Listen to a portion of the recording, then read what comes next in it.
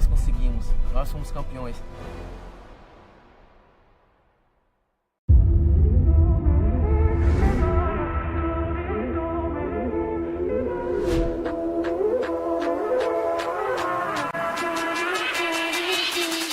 Okay.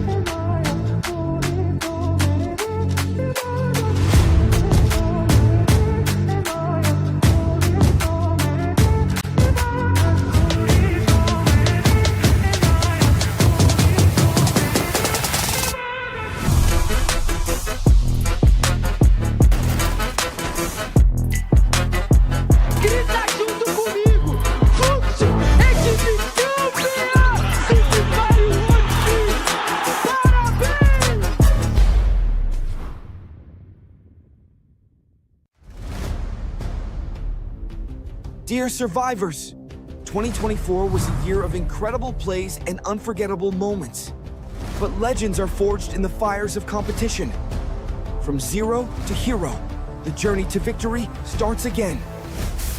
2025 promises even more intense action, more thrilling victories, and a legacy that will be shaped from passion. Let's dive into the roadmap and major changes of Free Fire Esports 2025. First up, let's have a look at the FFWS series. We're bringing you all the thrilling action from top-tier regional leagues in Brazil, Latin America, Southeast Asia, Middle East and Africa, and Pakistan. Pre-seasons leagues will happen in Feb to March, then most of the leagues will start around April 2025. Two epic FFWS Sea offline showdowns are coming up. Hanoi, Vietnam for the spring season, and Bangkok, Thailand for the fall season. And of course, we're working on expanding our esports footprint by activating more regions in 2025. After dominating regional leagues, the elites will converge on Riyadh, Saudi Arabia for the EWC in July. Then, the ultimate battle arrives. FFWS Global Finals in Jakarta, Indonesia, birthplace of Free Fire esports legends. Prepare for an unforgettable spectacle. Next up is major changes in our format in 2025 to enhance audience experience. Get ready for a thrilling new format called Champion Rush. In the final match, teams race to achieve the Champion Rush point. Once a team hits that mark and secures the next Booyah, they are crowned champions. After 8 games, if we cannot find a champion team with Booyah, the highest ranking team will be the champion. This high-octane format will push our top players to their absolute limits, delivering adrenaline-fueled action in every final match. We also look for a new layer of strategic depth in 2025. We're implementing the unique active skill rule. Each team member must equip a different active skill, forcing teams to adapt and showcase diverse playstyles in every match. And last, we keep building a stronger esports ecosystem. This year, we have a global talent development program that empowers local teams, players, and talents to reach their full potential. Let's make 2025 an unforgettable year for Free Fire esports fans. Together, we'll create a vibrant and exciting competitive scene where legends are shaped.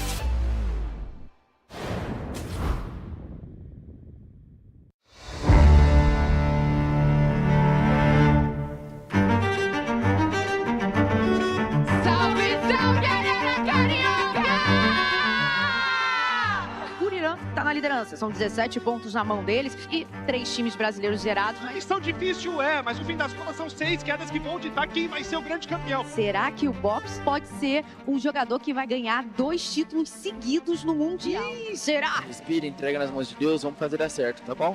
Marcha, mano, nós ganharemos, mano. Nós venceremos, nós venceremos, rapaziada. Nós iremos vencer, mano.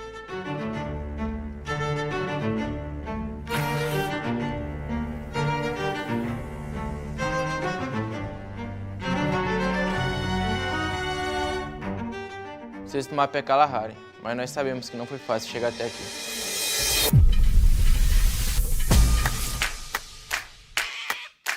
O Mundial no Rio foi uma grande felicidade pra todos nós. Mano, aí eu, fiquei na mente assim, caraca, eu tenho que ganhar logo em casa, minha família vai estar. Quem não gosta de ganhar em casa? Quando anunciou que teria torcida, eu fiquei muito feliz porque poderia ser campeão e mostrar pra minha mãe, pro meu pai presencialmente, pra minha irmã presencialmente, pros fãs do Fluxo presencialmente. Tá do nosso lado, tá na nossa casa, a gente vai defender o título em casa. É o Brasil, não iríamos fazer feio pra nossa torcida, né? Todo mundo apoiando, vibrando, torcendo, gritando, não tem como.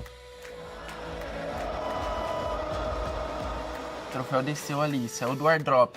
Começa a entrar os times. Aquela música, quando nós entra, barulheira do caramba. Todo mundo empolgado, todo mundo feliz. Então, antes de entrar pro jogo lá, a gente tinha conversado que mesmo com a diferença de ponto ali, de 17 pontos que eles tinham, a gente não queria saber, a gente ia atrás, ia buscar. Ali eu falei, mano, hoje nós vamos fazer história novamente. Eu me arrepiei todo assim, a torcida gritando, a família lá em cima, não sabia pra onde olhar. Até deu uma tropeçadinha na hora do palco. Aguenta coração, pega sua pipoca, porque a decolagem foi autorizada! Pô, primeira queda, vamos se soltar, ficar tranquilo, tirar um pouco do nervosismo, da euforia. A gente deu um top 5 interessantíssimo pro Fluxo também, que consegue segurar muito bem essa colocação. A gente ficou um pouco atrás, a gente falou, não, ainda dá, a gente sabe que dá. É 5 quedas, nosso time é o melhor time desse mundo. Agora é hora! Agora é hora! É o bicho papão da game! Olha! É Buia brasileiro! A torcida faz barulho, coloca a arena carioca abaixo! No primeiro buia, que foi na segunda queda, a gente ficou tranquilo, o primeiro buia, opa, tamo no jogo. Tava todo mundo muito confiante. Joena, o último jogador da squad pra cima dele! Nós somos o bicho papão do game! Arena carioca que transbordando! 3 partidas, 2 buias do Fluxo! Nova Terra é o nosso melhor mapa, assim, em questão de pontuação. Nós tínhamos ali a convicção de que a Bigetron poderia não cair com nós e poderia fazer um jogo mais tranquilo. Só que a Bigetron veio com nós. Parece que foi de um jeito pra prejudicar mesmo.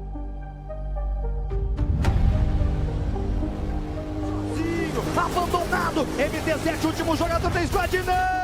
O Fluxo cai top 12. Acaba zerando numa partida que infelizmente não poderia zerar. Não é possível, viu? Tomar no c, mano. Filho da puta ainda, Vitor. Os caras conseguiram cair melhor, mataram a gente, caímos no top 12. Depois daquela queda zerada, você dá uma respirada assim, aí você olha assim em volta.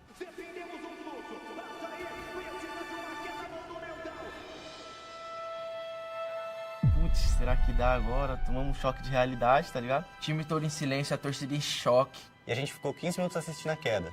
Então, dos outros 15 minutos, era um animando o outro pra última queda, falando, mano, vamos que dá, vamos que dá. A gente sempre tem que acreditar, até o final. Também que tropa. Então, última queda, pô. Última queda, cara. Acreditar, mano. Acreditar até o final, rapaz. Vai ser sinistro, mano. Eu quebro esse palco, vamos trocar tiro toda hora, mano. Toda hora não trocar tiro. É isso. E um dia antes, eu liguei pra minha mãe, conversei bastante com ela. Eu nunca duvidei de mim mesmo, e aí foi uma classificatória muito difícil, onde eu comecei a duvidar de mim mesmo. E ela só falando, amanhã é o dia, a gente tá com você, vai dar tudo certo, vai tá lindo. Eu tô rodeado de pessoas que me amam, que confiam em mim. Eu tô com Deus, eu não tenho por que duvidar de mim.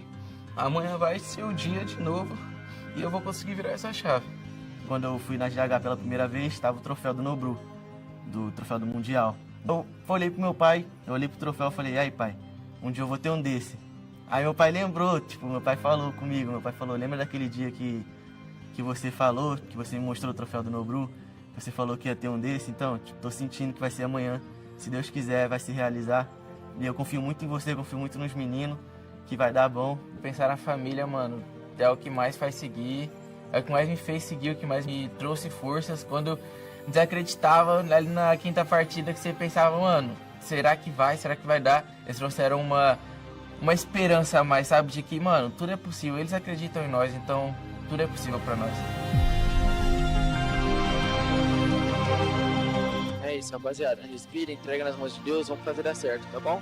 Marcha, mano. Nós ganharemos, mano. Nós venceremos, rapaziada. Nós iremos vencer, mano. Eu acho que, olhando assim, eu sou o espelho do time, então se eu demonstrar fraqueza, ou se eu demonstrar medo, o time vai ficar com medo, o time vai enfraquecer. Eu tenho que estar 100% confiante, eu tenho que trazer a confiança pro meu time.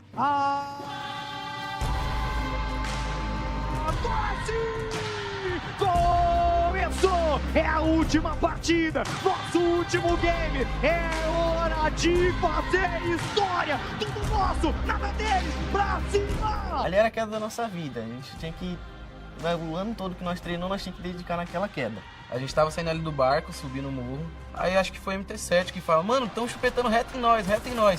E aí, tipo, começa a vir uns passarinhos assim, ó, 1, 2, 3, tudo caindo no chão assim, a gente matando muito fácil. Nós mata o águia, que isso, mano? 10 balas de lança no ult dos caras. Viado. Bora, irmão. Vamos ser campeão. Bora, caralho. A gente não vai pegar aqui o dele. Não vai pegar um monte também. Olha o chupeta. Eu peguei um chupeta daqui. Ele tá cheio de bala de lança, a gente vai dar bom, a gente vai matar um monte, a gente vai dar o buia. Aí eu escutei eu acredito.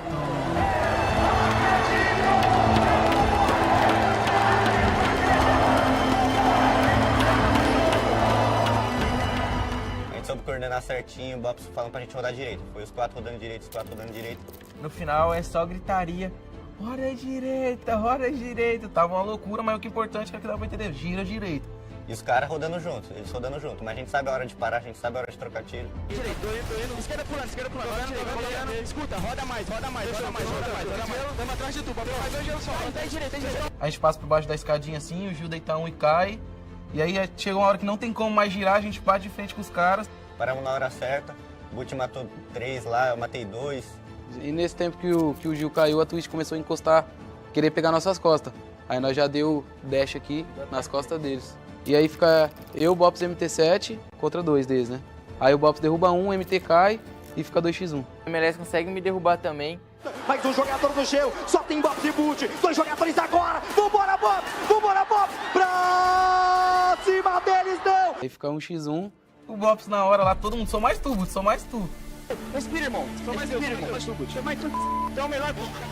Descobri que o Guti tem um gatilho, assim, pode-se dizer, em falar, sou mais você, sou mais a gente. Aí eu falei, não, vocês ainda mais eu também sou, vambora, pra cima deles. E não tinha como eu perder aquele X1 pela energia que eu tava naquela hora ali do time todo. Eu pulo pro mesmo lado que ele, a gente se encontra. E eu deletei ele sem nem perder vida. Mandei ele de volta pra casa, triste. O Butizinho conseguiu a kill histórica, porque sem ele o título não seria possível. Vambora, Boot ainda no jogo, é contigo garoto. Bate no peito, chama a responsa, vai que é tua!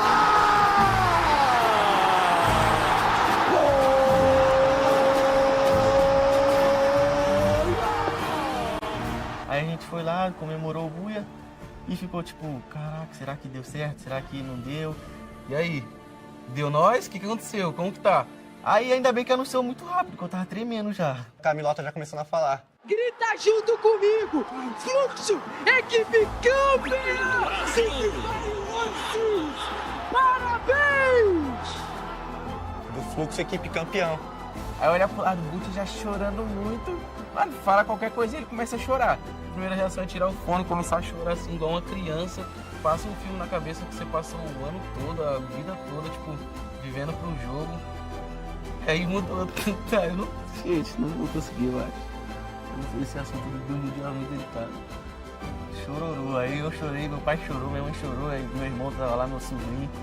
Então acho que esse título é pra todos eles que me ajudaram a ser quem eu sou, me educaram e estiveram comigo nos meus melhores e meus piores momentos. Uma palavra? Nossa senhora. De gratidão. Acho que a palavra certa é gratidão. Gratidão? Gratidão é bom? É realização. Acho que união. Grato por tudo, grato pelo título, grato pela minha família bem, meus amigos bem, todo mundo bem. É muita emoção pra família ver ver um filho sendo campeão mundial. Se tornamos as pessoas com mais título dentro do jogo, bizarro, porque até ano passado, 2003, eu não tinha ganho nada ainda, eu era só um molequinho feliz jogando a LBFF. Eu acho que nesse próximo mundial vão aprender a respeitar mais a gente. E pra quando trombar com nós dentro de jogo, ficar em choque, sentir medo, tremer. Porque todo mundo sabe quando é nós. Os caras ficam em choque, os caras tremem, porque sabem que nós não vamos errar. Foi glorioso, foi grandioso, nós conseguimos. Nós somos campeões.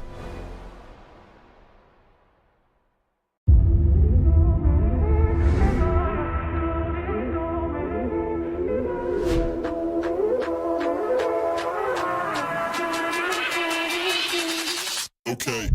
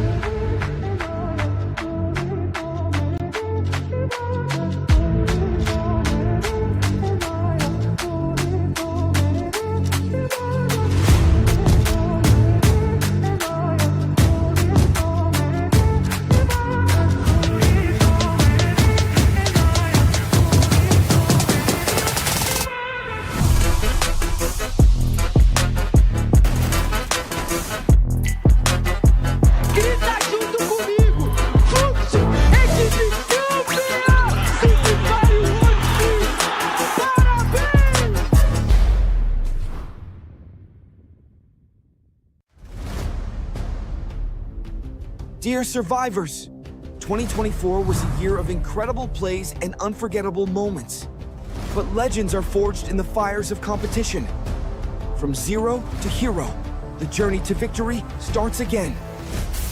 2025 promises even more intense action, more thrilling victories, and a legacy that will be shaped from passion. Let's dive into the roadmap and major changes of Free Fire Esports 2025. First up, let's have a look at the FFWS series. We're bringing you all the thrilling action from top-tier regional leagues in Brazil, Latin America, Southeast Asia, Middle East and Africa, and Pakistan. Pre-seasons leagues will happen in Feb to March, then most of the leagues will start around April 2025. 2 epic FFWS Sea offline showdowns are coming up. Hanoi, Vietnam for the spring season, and Bangkok, Thailand for the fall season. And of course, we're working on expanding our esports footprint by activating more regions in 2025. After dominating regional leagues, the elites will converge on Riyadh, Saudi Arabia for the EWC in July. Then, the ultimate battle arrives. FFWS Global Finals in Jakarta, Indonesia, birthplace of Free Fire esports legends. Prepare for an unforgettable spectacle. Next up is major changes in our format in 2025 to enhance audience experience. Get ready for a thrilling new format called Champion Rush. In the final match, teams race to achieve the Champion Rush point. Once a team hits that mark and secures the next Booyah, they are crowned champions. After 8 games, if we cannot find a champion team with Booyah, the highest ranking team will be the champion. This high-octane format will push our top players to their absolute limits, delivering adrenaline-fueled action in every final match. We also look for a new layer of strategic depth in 2025. We're implementing the unique active skill rule. Each team member must equip a different active skill, forcing teams to adapt and showcase diverse play styles in every match. And last, we keep building a stronger esports ecosystem. This year, we have a global talent development program that empowers local teams, players, and talents to reach their full potential. Let's make 2025 an unforgettable year for Free Fire esports fans. Together, we'll create a vibrant and exciting competitive scene where legends are shaped.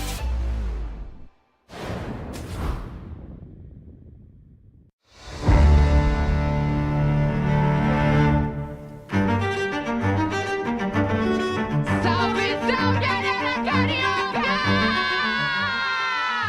O Irã tá na liderança, são 17 pontos na mão deles e 3 times brasileiros zerados. A missão difícil mas no fim das contas são 6 quedas que vão ditar quem vai ser o grande campeão. Será que...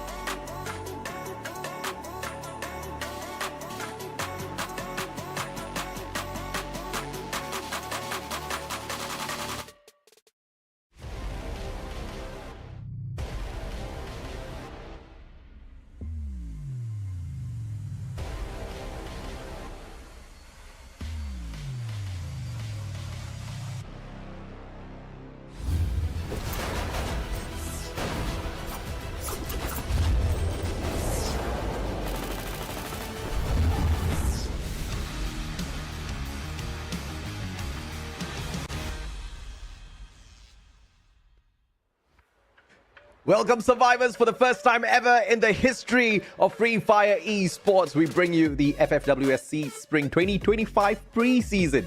We have gathered the 18 top teams who will battle for their share of $50,000 over 7 days in both Battle Royale as well as Clash Squad. My name's AJ. I'm the Mustachio down here with the one and only Neptune the Gentleman Garcia. We will be your casters for the day as well as throughout the whole BR run, Neptune.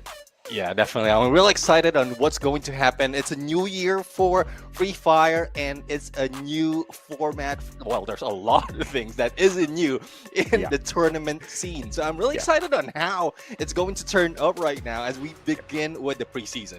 Yeah, absolutely, man. I mean, season after season, year after year, we've seen the meta shift. And then there comes to a point where the game is becoming really, really solid in terms of, the balance between the active, the passive skills, the weapons out there, in terms of what the players and the teams can explore through the meta, as well as whatever that's available within the game. And then, of course, some of the curveballs that Garena Free Fire has always thrown at us through the change in rule set. I think it keeps things interesting, Neptune, and things are going to continuously remain interesting here. I'm excited. I have not seen, excitement like this within the Free Fire esports scene for a while already, because, usually we have 1 or 2 changes. This time they were like, wham, take it, let's start 2025.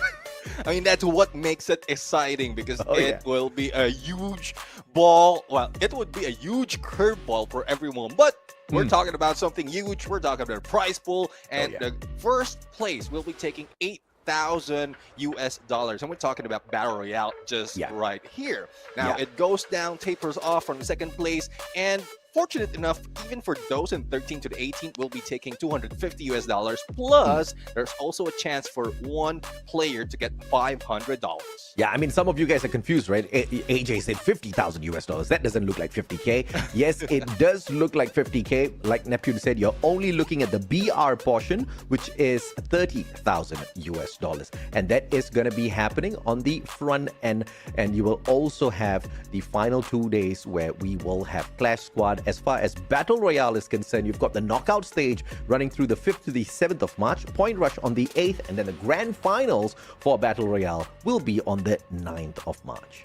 I love it when a game which is normally played in Battle Royale has Battle Royale posted on the scene. On the screen, because it means that there's something else. There's something else in store. So for those of you confused, well, just wait for everything that will be thrown to the players, to the teams out there, because this is just the beginning. Okay, knockout stage, Battle Royale, this is just the beginning, because this is a format that we are going through right now. Yeah, pretty much it looks like the same, but if you look down the bottom, there are new rules. First off, the unique active skill, and then the double elimination points that will be explained later, and in a more explanation will be the champion rush for the final day. Yeah, absolutely right. Now, if you guys saw the advertisement kind of like explaining the new format, a lot of emphasis would have been put onto Champion Rush rules already, but we don't want to overload you with information on the first day in itself. The Champion Rush, as well as the double elimination points, will not really be focused upon within the group stage, so we can chill. The main one we want to focus on is the unique active skills. So in the past, Neptune, we've had like the triple Tatsuyas, we've had quadruple Tatsuyas running around the battlefield. So this time they are going to be limited, but more on that a little bit later. Point system stays the same. We don't want to change too many things in here. You hit the booyah, 12 points, 9 points for that second spot. You know the drill. You minus 1 point for each and every single consecutive spot that follows that. 11th and 12th get nothing, but of course, every single elimination earns you 1 point. Yeah, I mean, if it's not broken, why fix it? Why change it? So that's why the point system is still the same. But others that has been changed, it's not broken. It's just that we found a new way to spice torture things them. up. Sorry. To spice it up. I mean, spice it up. Yeah. What do I mean? Sorry. Well, you know how it is. You're a gym guy, so you would know how it feels if you've been doing the same thing for 2 years or 1 year. So that's why we're changing it up. But there's no changes in the tiebreaker rules. Once again, it is not broken. It is working. Number of booyahs will be the first step. It will be followed by total elimination. And if that's not enough, we go to the survival ranks. Yeah, like we talked about during the rehearsal, we've never changed the tiebreaker rules because we've never needed to use many of these tiebreaker rules, right? It always kind of gets decided on that final match in itself. And, but you never know. So if in any case we do need them, and then by some miracle one day we do need it, and we actually go through all 3 of these tiebreaker rules, I think that'll be pretty historic. But of course, out of Dream World Mustachio, back to reality. It's the one unique active skill rule. So 4 4 players, everybody brings in the skill, but if any of those skills doubles up, they have to change it so that each and every single player within the team is using one unique active skill. So you cannot be spamming 4 of those A124s anymore. You cannot spam 4 Tatsuyas. You can't do no spamming. Now the teams have to be so much more tactical with their approach, and this kind of balances out the gameplay as well. You're not gonna have everyone just moving on in for that super rush gameplay mode. Yeah, it also shows what else can be used, because we know how the pro scene shows up a different side of the game. So if the pros can think of different ways to use those active skills compared to what we've seen before, and then this is their platform to do so. But going back to our format, again, we've seen this Champion Rush. We start off the grand finals that might reach maximum of 8 games, and if any of the teams reach 80 points, they will activate the Champion Rush condition, and if that's activated and they get the Booyah, they will be the champions. But if no one grabs the Booyah after activating that condition, then it will go to the total standings. So if your IQ is somewhere around mine, I'm betting you're confused. Okay. Because it took me a few rounds of reading this to finally be like, oh, that's what it means. So don't worry about it. Don't worry about it if you didn't get it. You join the Mustachio camp on that one. We'll explain it a little bit further when it comes to the playoffs. Of course, day 1's team list, we've got Group A going up against Group B as usual. Group C will take a break. They haven't even started. They're going to be resting. They're going to be joining us tomorrow. Buriram United Esports, Toda, Twisted Minds, Bigatron Esports, GOW Esports, as well as Expand make up Group A. And for Group B, WAG, Onyx Olympus, Team Vamos, Heavy, Evos, Divine, and Esports. And you might be excited to see, because it is a mix-up. Like, not a lot of the teams in the same region will be in the same group. So that is something that really excites me as well, because you will see how dominant a specific group set a team will be. And we're only talking about 3 days of the knockout stage. So it will be quick in terms of that roll around. Yeah, you've got some of the team lineups here just having a couple of changes, and some others having drastic changes, right? You look at Team Expand, you don't recognize any of those players anymore, and then you look at Vamos and you go like, wait a minute. So a lot of shakeup has happened within the Malaysian circuit as a whole. Vietnam remains to be strong. The teamwork continues years on end. Good to see teams like WAG still sticking together, teams like PE Sports, but of course you see Lao Ho hopping on into the squad as well. I wonder what they can do, right? Because Vietnam has just been that up-and-coming region that has taken everybody by surprise. This is a fine-tuning that Vietnam has been doing and probably needs to be able to get to that level. Well, they've gotten to that level, but, you know, they want to grab more. They want to be the champions. They want to be the ones chasing the previous champions, and the ones changing the storyline for the side of Vietnam.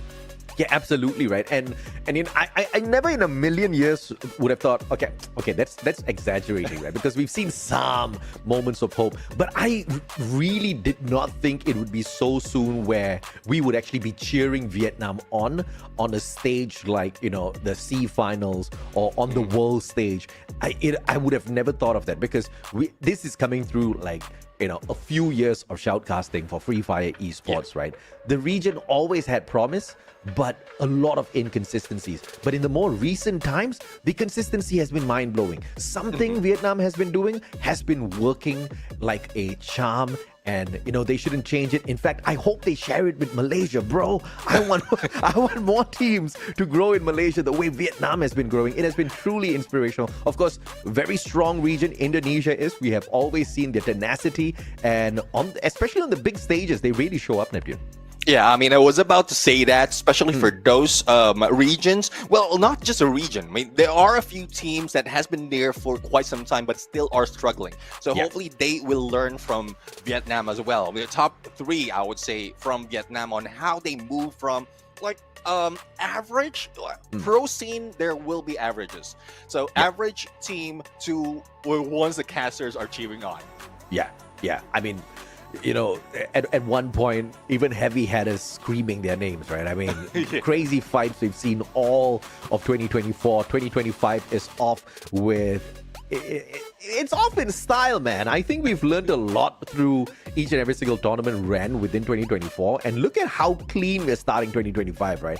You gotta love it. And look at this, one more shake-up. Game schedule, we start with Purgatory. But that's not gonna be every day, because now, and moving forward, ladies and gentlemen, boys and girls, survivors of all ages, we're hitting the randomizer on the maps at the very start of the day. And then, of course, on Game 6, we bring that randomizer out again. So today's arrangement is Purgatory, Kalahari, Bermuda, Alpine, followed by Next-Terra.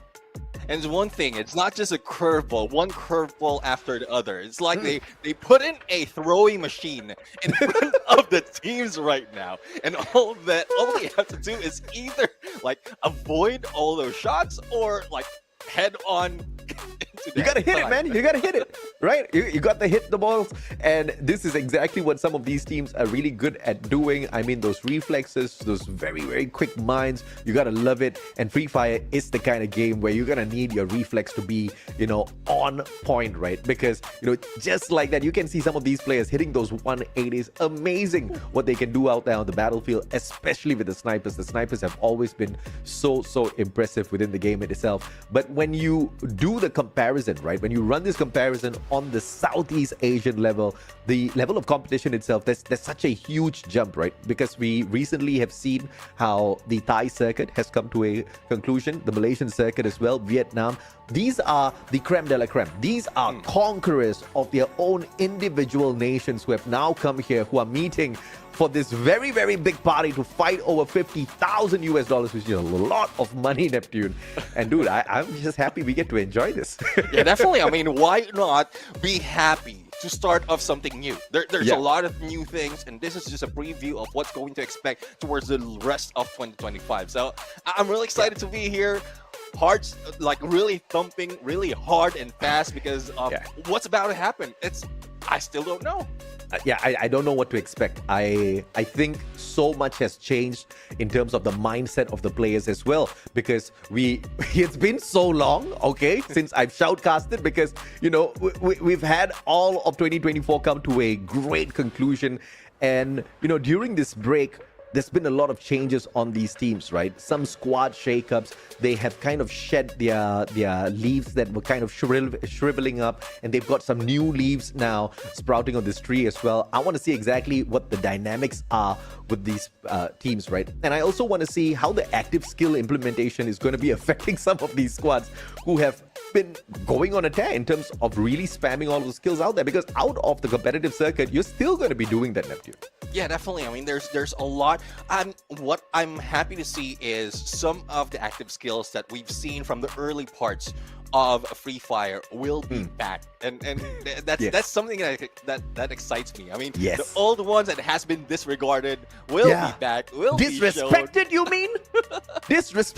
Disregarded? Not disrespected. What I'm waiting to see is someone will be pulling out the Wukong. That has been one of the OG meta that we haven't seen for quite some time. No. It's always hilarious when someone actually pulls it off right. Now, a little bit of camouflage will not hurt. I mean, I want to see a lot of skills used out there. I'm waiting to see exactly how they get creative with this as well. So a lot for us to expect, but a little bit more, so Neptune and I, we're going to be doing the first 5 days, which is going to be Battle Royale, right? And then the final 2 days is going to be Clash Squad. So the top 8 teams from BR will move on to Clash Squad to play for the rest of the $20,000. I mean, Neptune, come on, how cool is that? You dominate here, you win a lot of money, maybe even the #1 spot, and you take away the 8,000 USD, and then you get to play for 20,000 more USD, but only among 8 teams, which means the top prize is still going to be pretty decent. Yeah, definitely. I mean, that is still pretty decent. If you consistently do that for two modes, then you will get like 16, if I'm not mistaken. So that's a huge amount already, and we're just talking about pre-season tournament. It's not the spring, it's not the fall. That's pre-season. It will help them off to prepare for the bigger matches. Okay, so it looks like we actually have a little bit of extra time here to kind of discuss a few more things.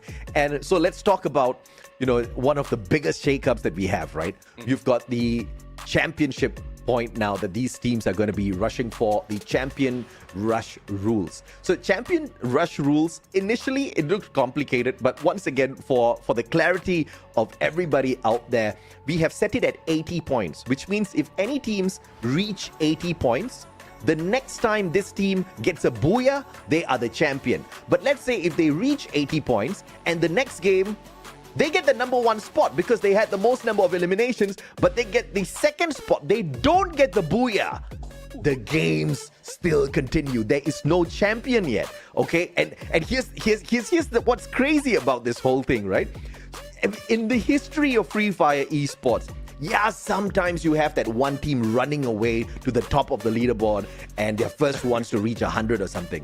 But usually for 80 points, there's a high probability a few teams cross this line, this initial line, at the same time. So you never know exactly who's going to hit the final booyah of the night and become champion. That's going to be crazy, but that's exactly the kind of craziness you can expect by the end of the 5 days, ladies and gentlemen, boys and girls. Let's hop on into the very first game of the day.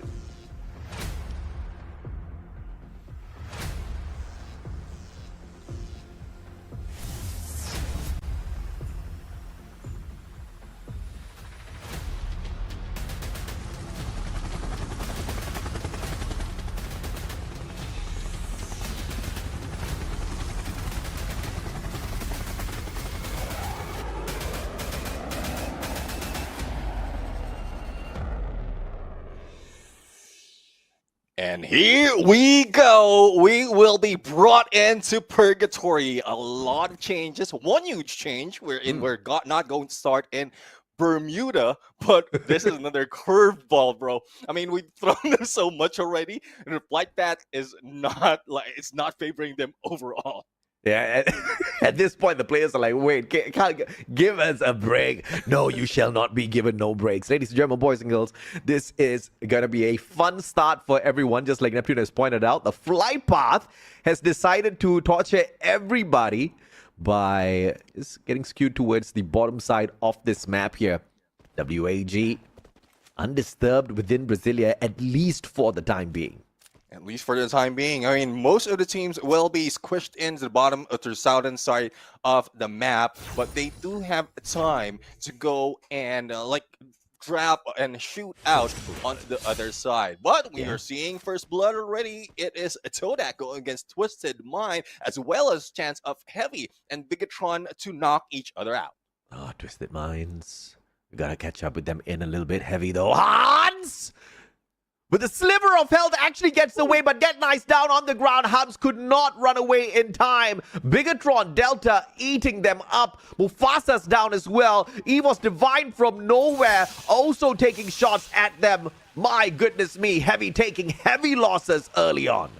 Heavy losses indeed, and that's something that you don't expect in this game. But, I mean, for the hot drops, it is possible. This might not be their usual drop, thus they were forced to join the other teams in one area. But PE Sports right now, it looks like they have been avoided by WAG, and those who have been stuck in the southern part or probably mid part will be moving a little bit north, depending on where the first face of the circle will be as well. So let's see and find out in a bit as to how they're going to converge. But for now, after all those early engagement, they will be buying some time.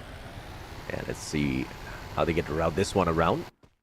Toda, very early game, 2 points already.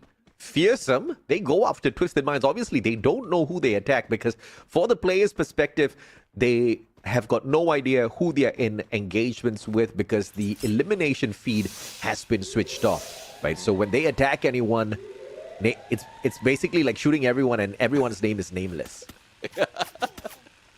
I mean, imagine Nameless is shooting him. Imagine like you thought you were already taken down 4 players and then a few more came in and you're thinking like how fast can they revive these teams? But as we go in, there's no revival yet for Deco's because he has been knocked down and they are going for the chase against Heavy, and once again Heavy has been in trouble from the beginning of this map. Yeah, Heavy just losing player after player. And Toda once again finding another Twisted Minds player. Nameless. He should have just stayed silent there, man. They were actually moving away.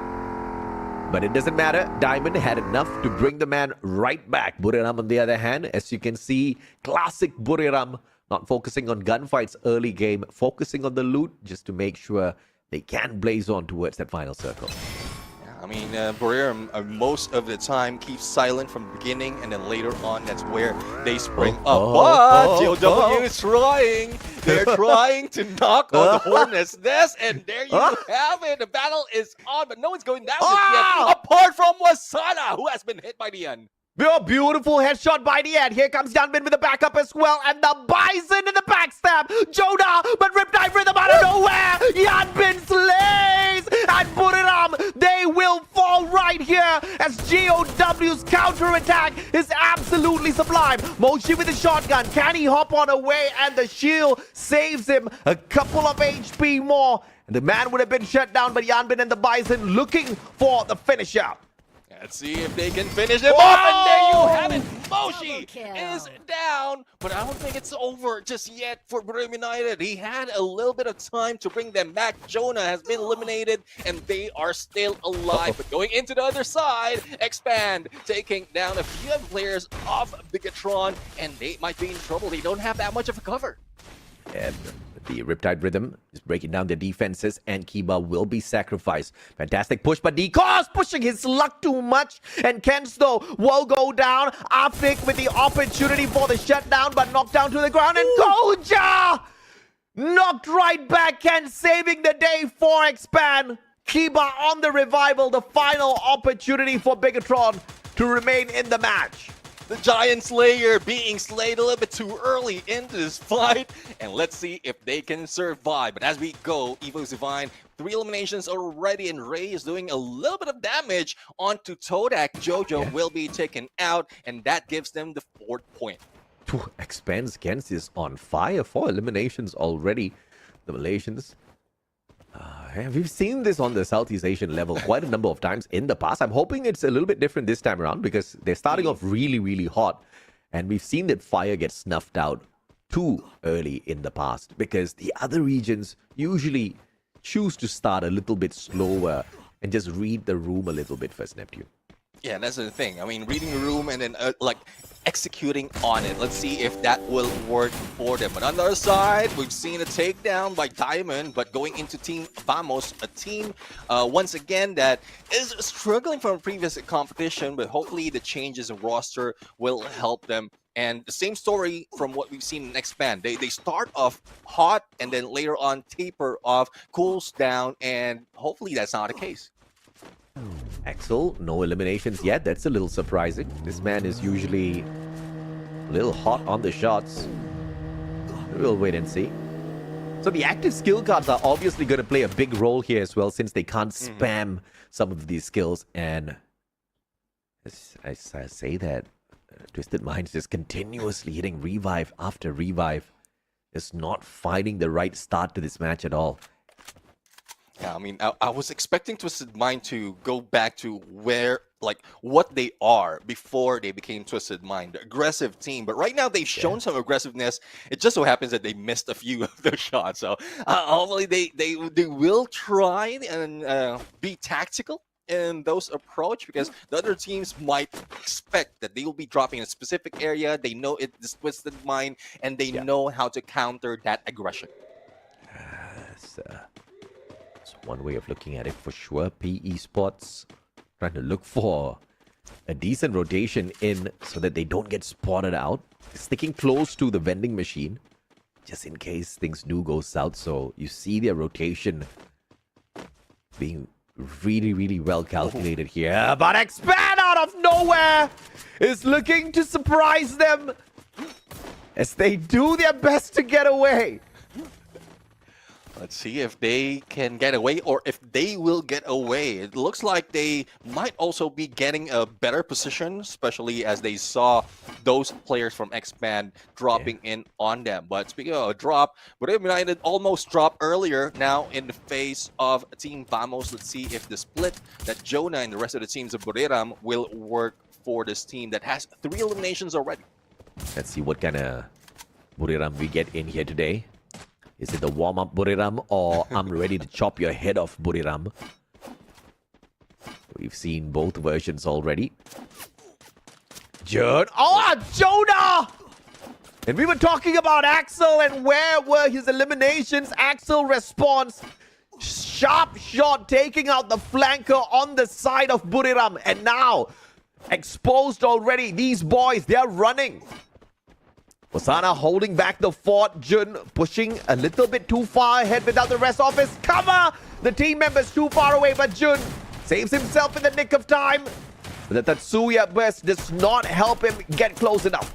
The Axel right now focusing on Get High, who's running towards the blue, and Wasana is still stuck in the compound, but June managed to miss where Wasana was, and I think with that visual on the fence, they might have a good idea, but they need to be careful on how they approach it. There's a few flankers, a few players from Buriram United who might take them down, and Jonah has been taken down once again. Buriram United, Wasana has been taken out, and this is looking like Buriram United is just warming up. They are not yet heated in the battle.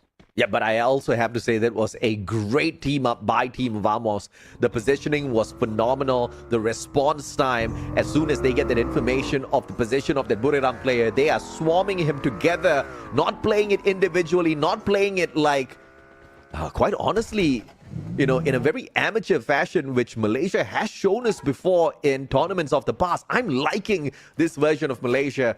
Consistency is key, though. We want to see more of that. And if they continue, I think you're going to have the other teams running a little bit harder and faster by the end of this competition, Neptune. Yeah, that's what we're asking for. Like tournament after tournament, if the teams grow stronger, they like the gap between the points when it comes to the knockout stage, the leaderboard, it will be very, very low. So let's see if they can maintain that. As we see, Diamond has been taken down by Traps, and Todak, another team that is showing up 7 elimination already, despite of them not working that much from a previous tournament. So I guess these changes is working for this team. Yeah, look at that, man. I mean, Malaysia at the very top. Now, I mean, you know, this nation has started off hot and strong many times in the past as well. And they've gotten me excited too early, so I'm gonna hold on to my heart this time a little bit closer. But they are performing amazingly well. Look at that.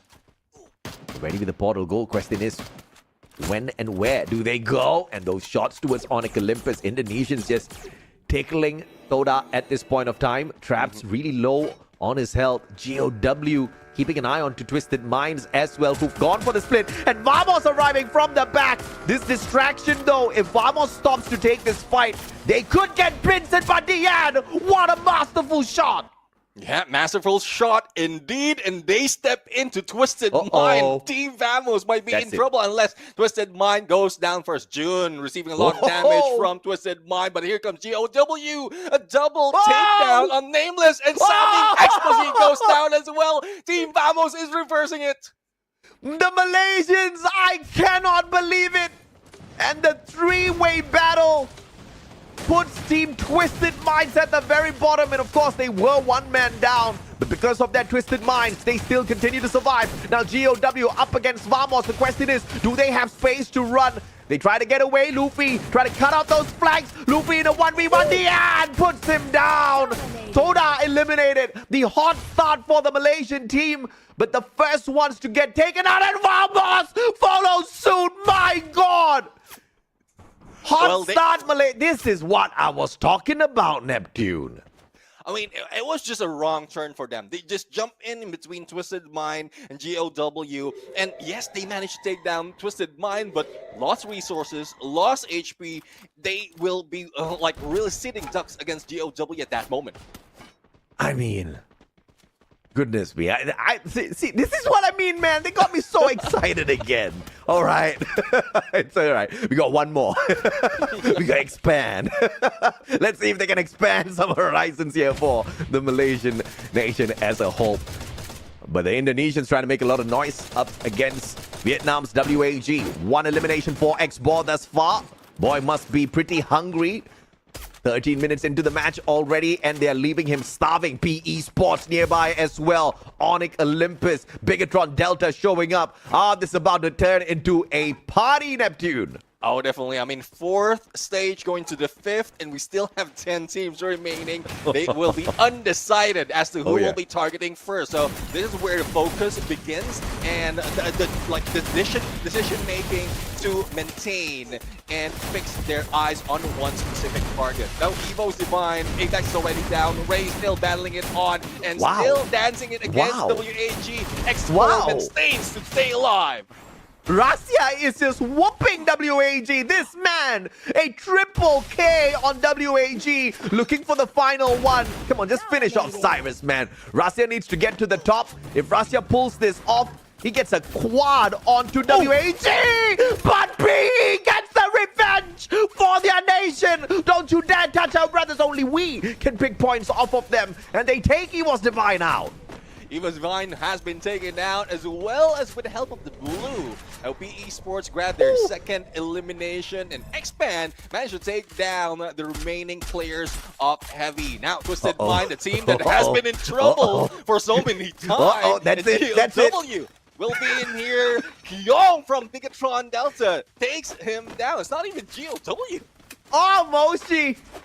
But Expand eliminating Buriram, Bigatron Delta. They saw that shot. They take the spot shots, and Rian just picks up. Kiba drops him. Kiba eliminates him. Bigatron Delta, they want to fight. GOW, on the other hand, might just be able to put some bullets to the way of Bigatron Delta. Expand in a lot of trouble. Everybody staring down at Expand through the barrels of their guns, and all of the crosshairs onto their players. 3 already sacrificed. Ken's the final one on that rotation. Bigatron Delta stepping out of their defenses to say hello to him. The distraction is there, but Ken survives for Expand. GOW has a prime location. 2 teams below them cannot target them. It's only Bigatron Delta, but the blue is closing in, and BTR will be moving out of the compound. They will be flushed out and into the crosshairs of GOW. Same goes for those at the bottom. So I'm looking at GOW taking the WIN in this game.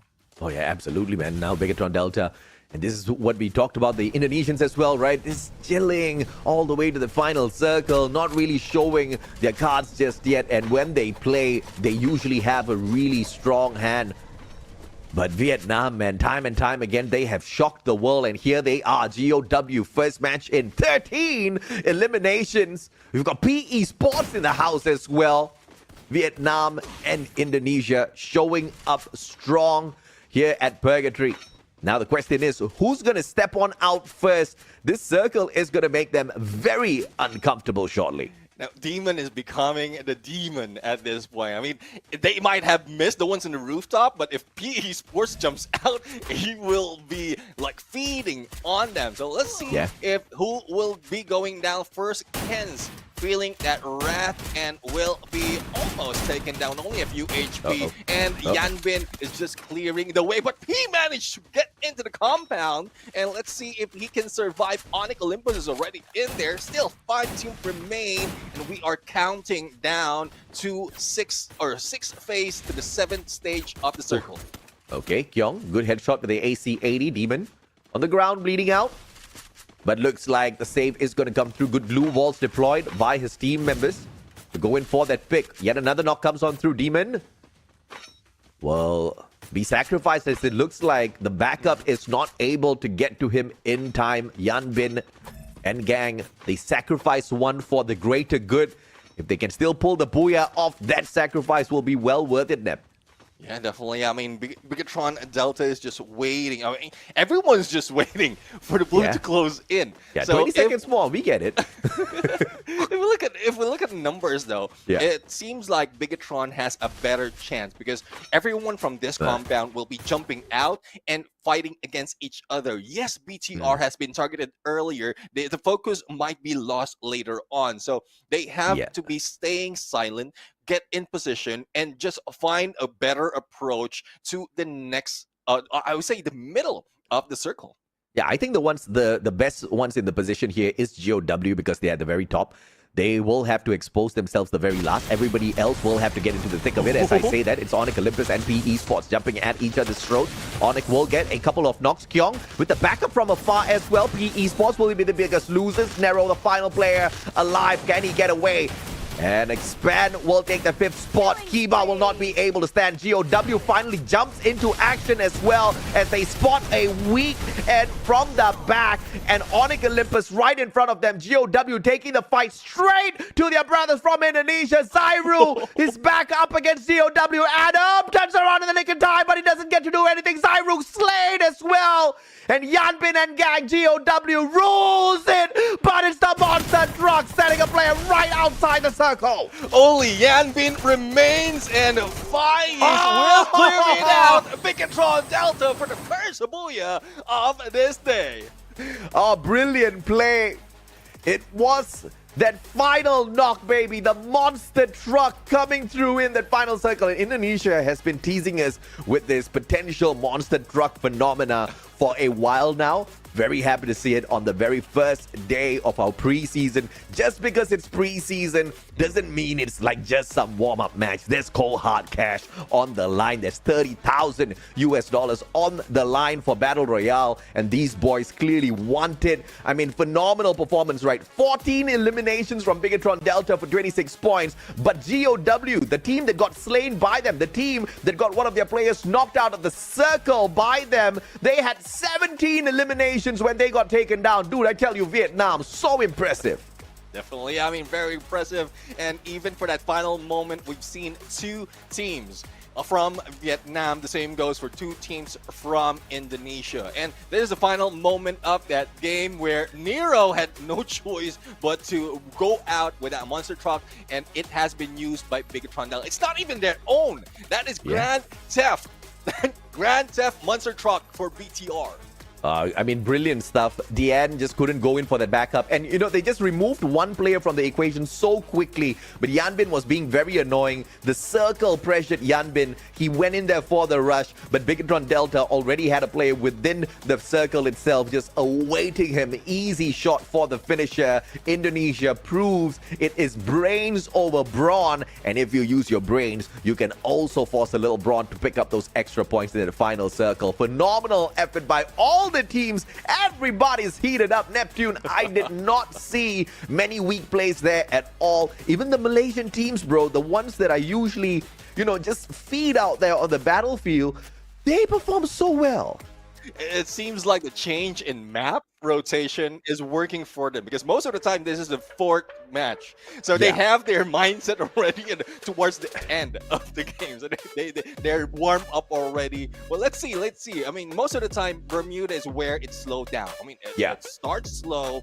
They are waiting for every movement because everyone knows it's an OG map, so you know how to rotate, you know how to move yourself around that map. But Purgatory, this is something that, like, starting off with Purgatory, this is something that might not have been expected, or expected, but they just want to bring it on. There's no more I would say we're out of the standards in terms of the previous tournaments. That's actually quite cool, because even the players don't know where they're gonna start, right? So, you know, like we've talked, like, for ages now, for years now, we have always gone through the map rotations in a very singular form. Even if we do change, it's just like one map switches position. We have never had like random map rotations ever done in the history of Free Fire Esports, and this is the first time, and I love it, right? The way it's done, because it's shaking things up in a very good way. Like you said, Nep, usually it's a slow start to the day, everybody's feeling each other out. This time it's just like, we don't know what to expect, so let's go get those points before somebody else takes it. And I actually like the fact that the Malaysians were the ones that took the initiative initially, but there's also a good reason why the other best of Southeast Asia were not taking those chances so early, right? They really wanted the rest of the fights to take place first. Yeah, we're going to look at the highlights right now from that match and a little bit of a sneak peek or preview on how it happened. But again, couldn't agree more with what you mentioned. These changes are changing the mindset of the teams, of the players, and it's in a good way. in a good way, wherein they're always prepared. There's no, I would say, complacency in terms of how each match is being played. Everything is up top notch, or needed to be top notch. Otherwise, they will be at a loss. Yeah, and it's not entirely the fault of the Malaysian teams that they got caught out so early here. The rotations on day one, you don't really know what to expect after a long drought in meeting some of the rest of the players from Southeast Asia in a setting like this, right? So obviously, many teams were trying to go for the rotation. I believe Toda and Vamos both got caught in unfortunate timings for those rotations. They just got cut off.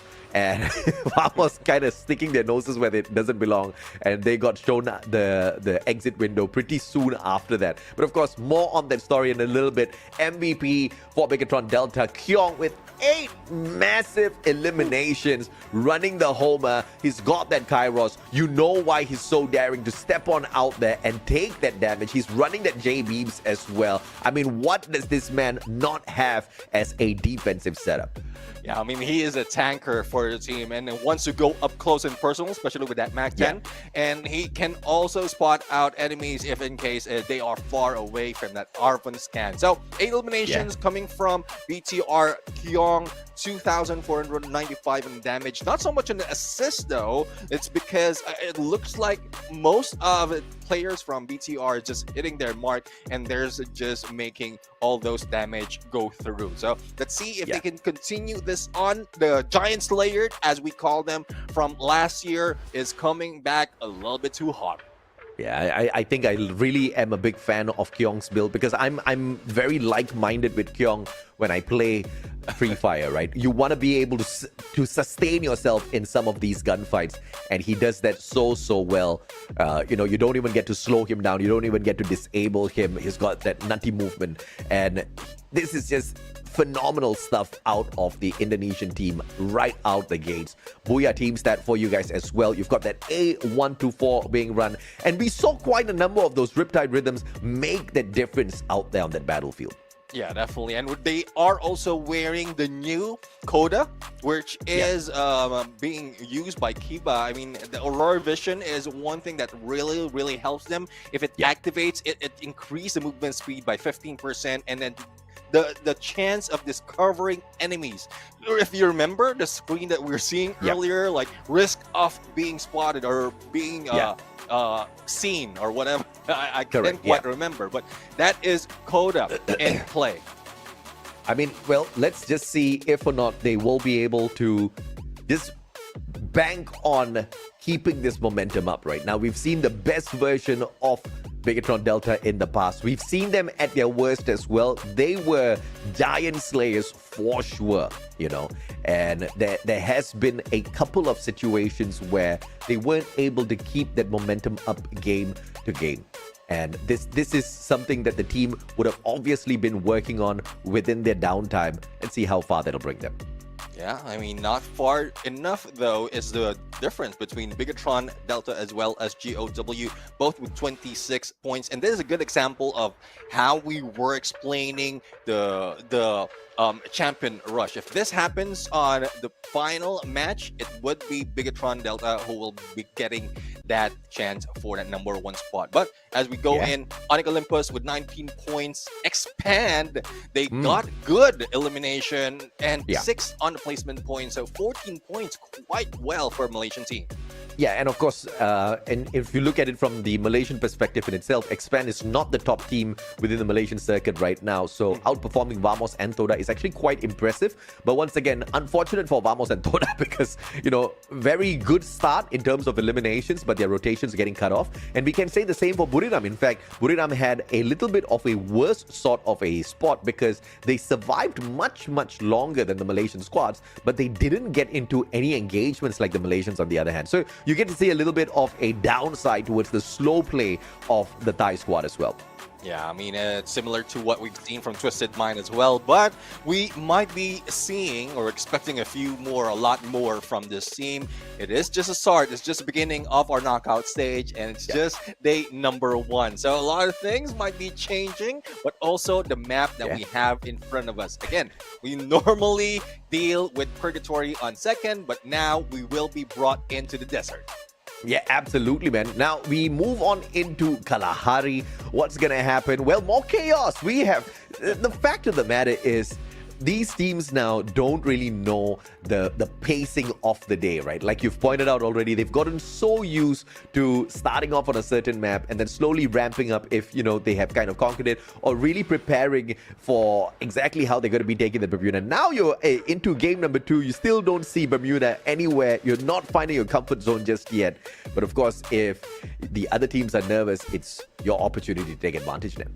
Yeah, let's see if they can take advantage of this as we are in a bit. We're going to go into Kalahari. Snipers is mostly the weapon of choice and the role that they can get more of those eliminations. So we'll have to find out if the refinery will still be taken by Onyx Olympus. If I'm not mistaken, that is their usual spot. And as well as, well, not playing with the RRQ. So Onyx Olympus might be taking that away from the rest of the team. And let's see if the flight path as well will be favorable for them, because Purgatory, it was rough for everyone. Yeah, absolutely, man. But of course, ladies and gentlemen, boys and girls, we are going to gear up for Kalahari when we kick this map off. We're pretty sure it's going to be fun, so don't go anywhere. We'll be right back.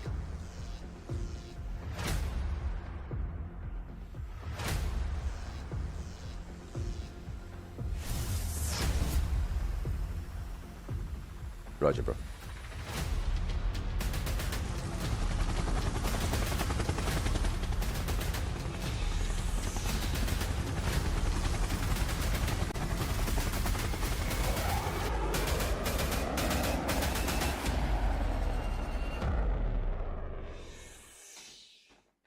We started today questioning if we'll be going to heaven or hell. Now we have been brought into the heated map of Kalahari that might be hell for the teams as we start off our drop or our flight from the maze towards confinement, and early parts of this area would be occupied by a few of those hard drop. I'm seeing one-on-ones that might be happening between WAG as well as Twisted Mind, and on our kill feed, it's Team Vamos going against PE Esports.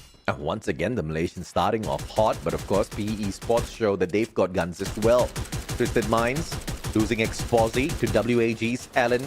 I mean, there's just gunfights all around this battlefield, man. You can see even Expand losing Afiq. Man's bleeding out. GOW early shots. You gotta appreciate it. Because though, shotgun in hand. Dian trying to put him down. It's not gonna get enough of an opening. Now, not taking too many chances because this man is down in terms of glue walls. So once he gets caught out, it's gonna be spray op. Well, expect backup. Here comes Demon. So it's a 2v1 because... Oh, bye-bye, sir. Oh, my God! He actually pulled it off! But not for long. Yanbin's going to be picked right up. It's a good thing that 3 players jumped him. Otherwise, like, that will be a lost 1v1. So, good play for GOW. We've seen this play of them sticking together even for the final of the previous match. So, they are in a good start. And the same goes, or they ended well from previous match. They are starting it well for Kalahari. So, position-wise, they are also spreading out, cautious of where the rest of the other teams will be in this area. He was Divine finding Don't Cry. Monero says they don't have to cry because they've got the money to buy them back. So we'll wait and see how this one settles down a little bit. The dust has barely settled for them, you know, landing in each of their drop spots. We've had so many lives taken away and so many revives bringing them back in here. Buriram! Jonah getting a piece for himself this time. Yanbin is not getting it well. He has been taken out earlier, once again has been taken down, but this time couldn't be picked up. So a revive will be waiting for GOW, but they went against Buriram United. And we might expect a few players from that team to challenge them, but now it is Onyx Olympus. GOW in front and personal. Adam takes him down. Oh, beautiful.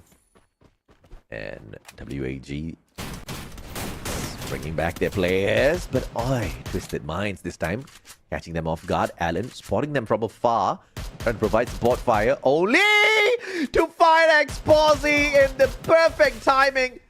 The 36 more HP man saves himself in a solid glue wall. No grenades just yet. Nameless hasn't tossed one in, but he's got the grappling hook to cut down this distance. Alan in a lot of trouble, but he's got the shotgun to get the damage done. One more shot needed, and he misses the opportunity. Nameless getting that revenge. I mean, that's a good weapon up close. It is a Bison that made that work. But United, though, getting this work for them as well with 3 eliminations already. And I think the next target would be Onyx Olympus. Wasana just scouting out the area, spotting Adam, and almost takes him down. It's a good thing that cover from the tower worked for Onyx Olympus. But information has been relayed, and Adam has been taken down. Once again, Wasana. Good shot. Good shot indeed. Let's see if or not Onyx Olympus will be able to get away from them. Jonah just cooking up the nade, looking for an opportunity, an opening, and a finisher is there. A vending machine play for the revival. Spotted out. Jonah says not that quick. Zyru shut down. But Wings was there to bring him right back. WAG getting caught out by Twisted Minds here as well. No mercy gameplay coming through from all these players. Now, we're seeing Brim United and Twisted Mind showing their usual ways. They are getting a lot of elimination right now. Aggressiveness is not too aggressive compared to what we've seen in Purgatory, and they are still making it work, surviving for this game. Now, 11 teams compared to earlier. We haven't lost a team from the first 5 minutes of the game, but now we might be seeing a few saying goodbye a little bit more. But we'll see as to where the rotation will bring them, especially as we go into the second phase of the circle. Yeah, the M590, it's got such a short range, such a devastating blow. I guess we can officially say goodbye to that Trogon from C stage already. Saming on standby, waiting for quick pop, but I guess he's going to be a little unlucky. Nobody's going to drop by to say hello to him just yet. Where are the sniper shots, Snap? I don't know.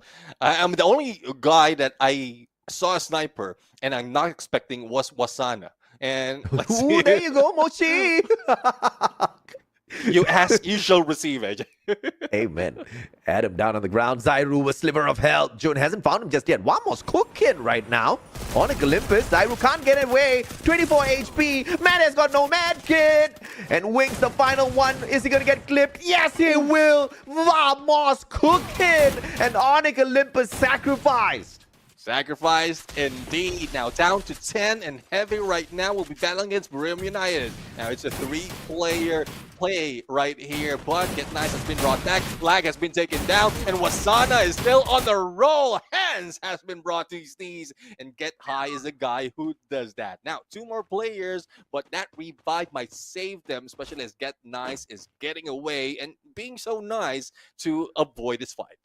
Yeah, this man now wants a shotgun for himself. Everybody's got one, except him. When you want a shotgun, the game gives you an assault rifle. You know you're not going to be happy with that. So off you go. GOW though, off they went. Out in 12th. That's one thing. I mean, you don't want to go out early, but I guess they've done so well already from the first match. They still have chance to recover later on. Now, let's see as to how everyone else will be rotating and positioning themselves as export the snipers. Again, you ask once again, they are showing up. This is a VSK that he is wearing right now. Riptide nice plus the shot, but it is Evo's Divine receiving all those damage. Beautifully played by both WAG and Evo's Divine. Riptide Rhythm just not doing it at that point of time. Could have been a game changer if the connection was perfect. Krillin will bring Allen right back. And Evo's Divine actually getting high ground for themselves so that they can play a little bit of counter-attack on WAG. In trouble these boys are. Here comes Evo's Divine. Evo's Divine, Ray for the flank, and Cyrus almost taking Ray down. Now up close and personal, no backup that we can see in the background. The rest of the team are running into the blue. Nice play for WAG though. They can save Cyrus, but they're also receiving a lot of damage from those afar. Yeah, a little bit unfortunate here. Here comes the attempt for revival, but aim gone from afar. Does him in export. Does manage to hit that. Brings his team member right back in, but ABAX is there to shut him down. WAG needs to run with their tails tucked between their legs. EVOS Divine conquers the compound here at Shrines. Good anticipation for EVOS Divine. They know they eliminated one of the players and the target will be that vending machine. And they just waited for that from that area. And even if they get away, they are out in open that can be sniped. But Esports LBT fell to the ground and damaged by Luffy, Nero trying to dance around and recovering on that fall. But Lahao and Don't Cry, they will need to give them a little bit cover. But LBT was given a chance to be picked up. So will this work for them? The 2-2 split for PE Sports. This is a big risk here. We've seen this happen before, Neptune, and usually it doesn't end well.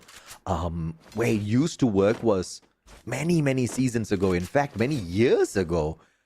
That sort of a split has not done many teams well in the recent times. So we'll see how they work that one out. Twisted Minds! Spotted out! LBT! What a play on the electrotherapy! A lifesaver for LBT! But they've got the numbers! And Diamond and Exposy quickly eliminate Nero and LBT. And you don't want to go against Twisted Mind, even if you're wearing carry, because they have, if not perfected, close to perfection in using that electrotherapy. And they know how to counter it as well from what we've seen. So let's see if they can recover, if PE Sports can recover. But with all those gunshots, Team Vamos will have their sights on Twisted Mind. Now, and it was too early, bro. Yeah. It was too early in terms of the engagement, and the electrotherapy was popped. Because when the numbers came out, then there was no backup, right? So a little unfortunate. I think the engagement was, a tad bit off. They were not expecting anybody up at top, which is why you gotta use your binoculars. And it's moments like these where you need that information. Yeah, definitely. I mean, that has not changed. You can use multiple Arvan, and you can use that. Yeah. We haven't taken that away from the teams just yet. Just yet. Yeah. Now that you've said it, watch out. But yeah, man, I mean, binoculars, scan it out. Just make sure you're moving into a compound for sure it's not occupied by somebody else. I think rookie mistake. And if they knew the guy was there already, then obviously them moving into such an open spot without any glue walls being used, they were asking for it. Then the electrotherapy just couldn't save their lives. Unfortunate that those players kind of got wiped out, but the team still stays in here. Buriram, high ground. Heavy being spotted out, but great defensive play by the Vietnamese squad just to block the line of sights. Yeah, and they are also gatekeeping heavy at this point, because in a bit that blue will be closing in. Now Expand right now, they've seen Drian down on the ground and going for the pickup, but they are still stuck in this compound and unable to recover. It's EVOS Divine. The aggressiveness is just showing, and even if they have good cover, they will be taken down because of the skills that has been thrown on them. And EVOS Divine, 11 elimination, almost taking Expand out. Kyung will find one with the Mag 7. Oh, Expand, you better watch out. Aim God, good grenade. Oh, what a good glue wall! Bounces it off. Expand, not taken out just yet. AVAX could not find that shot in the nick of time with the M590. Tries to respond, does find one, cans. And Alpine both expanded at the same time. And EVOS Divine just wrecking havoc with the M90 shotgun. My goodness me, the armor penetration just doing everybody in Neptune. Yeah, definitely. It is just a good close range weapon to use. Spies right now unable to fire back and also receiving a lot of damage from the blue. This might be it. BTR being taken by WAG, but X4 is also in trouble. He will be taken by the blue. He needs to recover or buy back teammate. Now, will this work? 1 second, and it does help him. He was 1 second away from being annihilated. X-Bar, the man. Pocket Market coming in handy there. Now, his fully recovered already, will be able to withstand this for a little bit longer. But what a chaotic second game here. Now Toda, the Malaysians, is trying to stay silent as they rotate right behind Buriram. Buriram with that high ground advantage. Thankfully for Toda, they're actually keeping their eyes on PE Sports. Toda just needs to make this one wrong move because they're a little bit too close for comfort now. And Buriram knows they are there. Yeah, they have been spotted, and not only that, a lot of teams will be struggling or will be chasing that position, especially from what we are seeing from PE Sports and Heavy stacked on top of each other in this map. Now, PE Sports on high ground, similar to Buriram United, and as you mentioned, they are being spotted. The focus by Buriram United is on PE Sports, and they're just like, they won't be focusing on anything else. Priority is those closest to them and has good vantage point against them. Absolutely. Let's see if or not PE Esports is going to be able to survive this one. Looks like Wasana says not for long. Lao down as well. Get high, finds narrow. And one more player called LBD hanging on for PE Sports. What a beautiful spray down from long range from Team Buriram. Focusing on to Zuez from Vamos as well. Buriram just non-stop. And Twisted Minds from the back as well. The Malaysian team better watch out. I can see the look in the face of Moshi. He is the top sniper for the team, but he is being beat on the snipes by the rest of the players. But as you can see, Todak right now spotted, and Traps almost can now manage to be saved by that glue wall. Oh, good grenade now. But it is just a glue wall melter that's been laid out. Buriram in this hot fight up against Toda. Faiz just staying out of the thick of the action. Jonah waiting on that flank.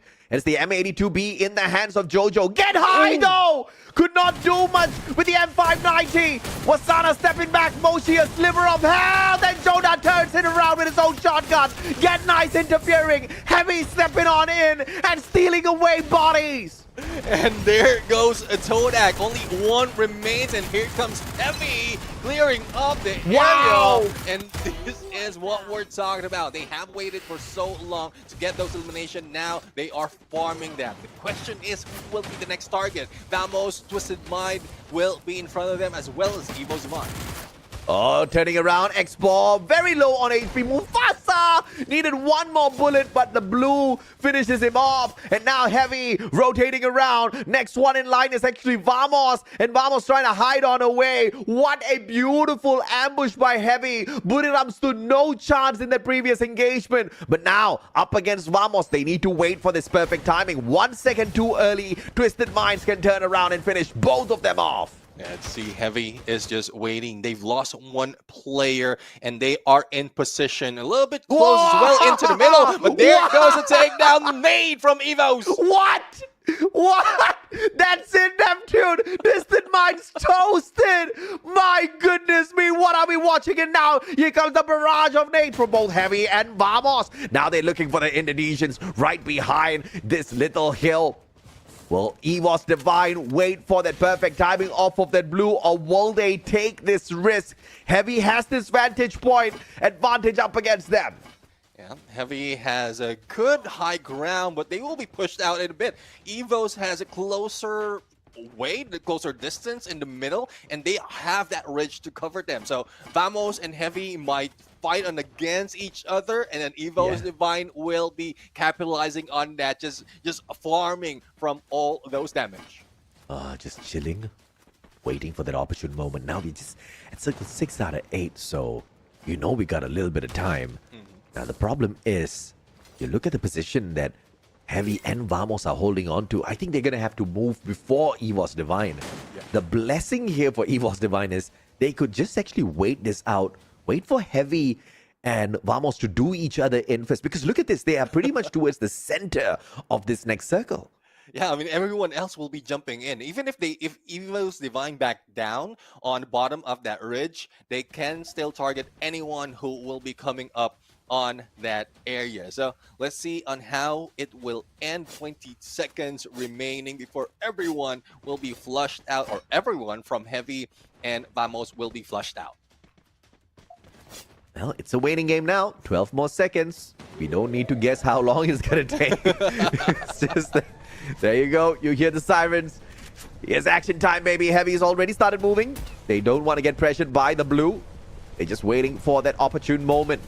And now that's going to put a little bit of pressure onto EVOS Divine, and Heavy being the first ones to get into engagement with the Indonesian squad means Vamos, the Malaysian team, have the advantage now, Neb.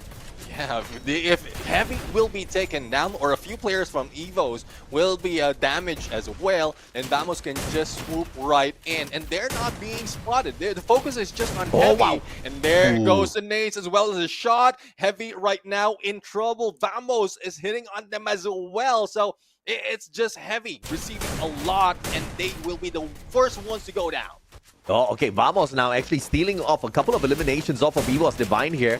So that's a very sneaky and well-played maneuver from the Malaysian team. AVAX, shotgun in hand, and 590 time, baby. Everybody spamming this shotgun for a good reason. Jun not showing up just yet. AVAX, armor penetration king. This shotgun is. But the engagement's not coming through just yet. Here comes the monster truck, but does the monster truck have enough space to pick up speed? See if that can even move, and there we have it! Clearing the area, Vamos is the steam rolling on them. Although Apex is still alive though, and still in a row to clear out with that shotgun. Trying a little bit of inhaler action to top off, but Ray will be the first one to go down. Yeah, okay, Suez is still here though. Goes for the shutdown. Apex and Aim God. Luffy still on the ground. Meets him 1v1 and Luffy takes the shot. What a play with the Drogon. Drogon's not dead just yet. And Luffy and Suez get the booyah for Team Vamos. And who says that Trogon is out of picture? Trogon is still in. Team Vamos has used that, and even the smart move before that happened against Heavy. They grab a few more points, but looking at how it ended for Evos, they had 17 elimination. Yeah. And that's a lot already coming from a team that we didn't see so much in Kalahari. Oh yeah. I mean, that was a critical hit. They gave them for sure. Vamos standing tall by the end of it. EVOS Divine played that so well defensively, but it was the big brain play, just using the monster truck, enough space to run down a path of glue walls, which ended up getting Vamos the very first elimination. Rasiak just could not do much from the back end, and this was an unfortunate end for the guy because he gets knocked down. No more sniper backup. EVOS Divine has to take these 1v1s, but the maze of glue walls erected once again by both teams caused so much of chaos. And that's one thing. I mean, it's a good thing it's well placed in the middle of the final circle. If that will be like skewed to the edge, then a lot will be falling down to the blue. But still, it's Vamos showing that they are not out just yet. They started off hot from the Purgatory map. Now Kalahari still on fire. Now I love how it's showing for the Malaysian team. I want to see more. I mean, you've got more bullets on the Drogon, but rate of fire-wise, M90, damage-wise, M90, reload speed-wise, M90, armor penetration, M90, bro. But Team Vamos still got the job done because at the end of the day, the right weapon was necessary. And yes, the M90 packs a punch. But dude, you actually got to aim well with that shotgun. A little bit off, and then that's about it, right? You miss your opportunity. The Drogon, on the other hand, you've got a little bit of margin for error there. It's a pump shotgun. You are going to get a couple of extra shots out of it. And it was just the winning blow there for Vamos. First time around, they got knocked out a little bit too early. We saw the aggression. We wanted the consistency. It was disappointing. But game 2, very impressive. Yeah, I'd like to see how they ended up on the leaderboard after that run, because the Booyah really brings in a lot already. But we've seen earlier that they are aiming for a lot of elimination. They're mixing it up with a passive and aggressive approach. So aggressiveness is really shown for Team Vamos. Not just Team Vamos, Malaysian teams, Todak Expand is going for that route as well. It's just that a lot of teams are also targeting Todak earlier from what we've seen in the refinery. It is Buriram who saw them, even against PE Sports, who's fighting that ledge. And when they dropped in, it was Todak who went down first. Yeah, absolutely, right. And of course, I'm liking this. I'm liking this, right? If the Malaysians can actually put up a good fight, up against the Vietnamese as well as Indonesian teams, as well as the Thai teams. I think we're going to have quite a good tournament here. Let's take a look at the highlights before we continue on with the rest of the storylines. I mean, we all know Vietnam has been making so much of noise. And, you know, the disappointing part was Malaysia just wasn't up to par in the last few seasons. This time around, a little bit of a shakeup has happened within the region, and I think it's done them so much of good, Nep. Yeah, definitely. I mean, a lot of good in this game, and I mean, there's some things that can be changed after this preseason that might help them in the regular season that we have for FFWS. So let's see if this is something that they can adjust for now.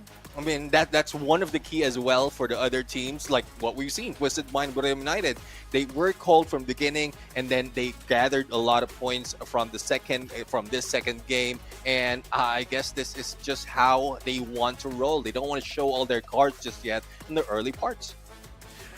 Let's see how much they end up showing just by the end of today, right? Because 2 games in, and I think we've seen quite a lot already, Neptune. You know, and some of what we are seeing here is massive. I mean, you look at this, right? EVOS Divine getting 19 kills. And remember, there is one part of this competition where the elimination points are going to be doubled. Yeah. Right? Now, imagine EVOS Divine in that game gets 19 eliminations. You double that, you are at 38 points. That's going to be game-changing. But of course, you know, this guy was game-changing as well. Jun from Team Vamos, your MVP. 6 assists, 6 eliminations, 2,644 on the damage. Phenomenal showing.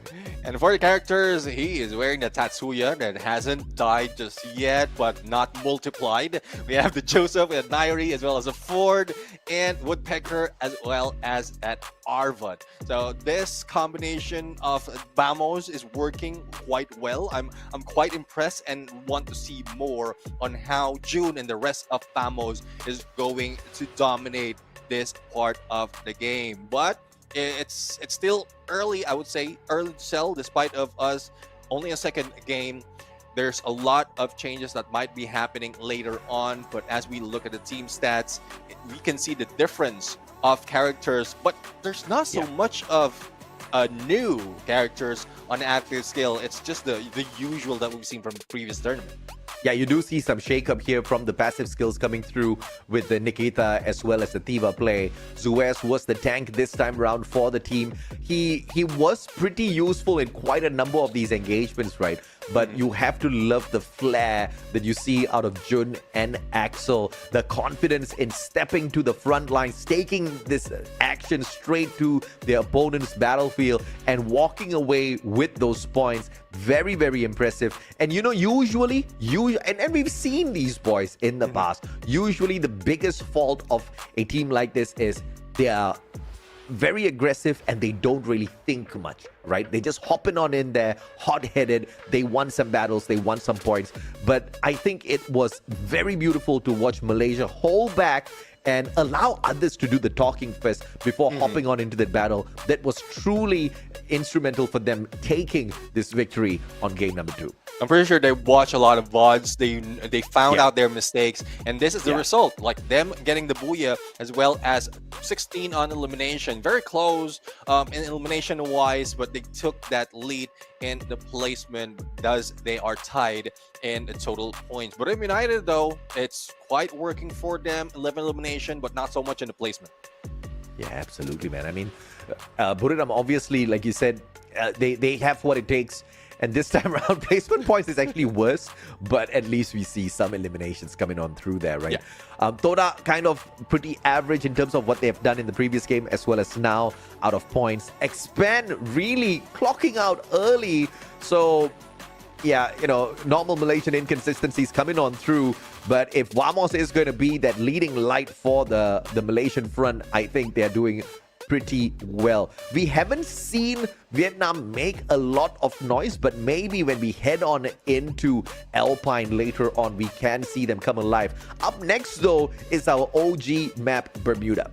Yeah, now let's see if that will slow the teams down, as we expect every time we jump into Bermuda. But as we look at our standings, EVOS Divine on number 1. No Booyahs from them, but they did have a lot of elimination, thus taking 39 points. Vamos and Bigatron, first two teams that got that booyah, and they are making it work. Same story as Evos Divine. GOW, not so much of a placement, but in terms of elimination, that's where they are working at. Yeah, absolutely. And of course, so much has been seen thus far today. And I think one of the things that sticks out like a sore thumb is the fact that Trogon is going to be sorely missed, but it's not going to make, zero appearances, right? Once in a while, if you don't find the right shotgun, you gotta still pick up that Trogon. It comes in handy. Clearly, it came in very handy, Nep. Yeah, you can find the best. Go for the second best. Yes, go for the second best. Or Trogon's feelings just got hurt when it called it the second best, We'll have to see. We'll have to see if that will stick. But in a bit, we're going to go in for the next match. Before we go in, we are going to stick for a break. So don't go away. We'll be back for more preseason VR battle. This is Free Fire World Series preseason. See you.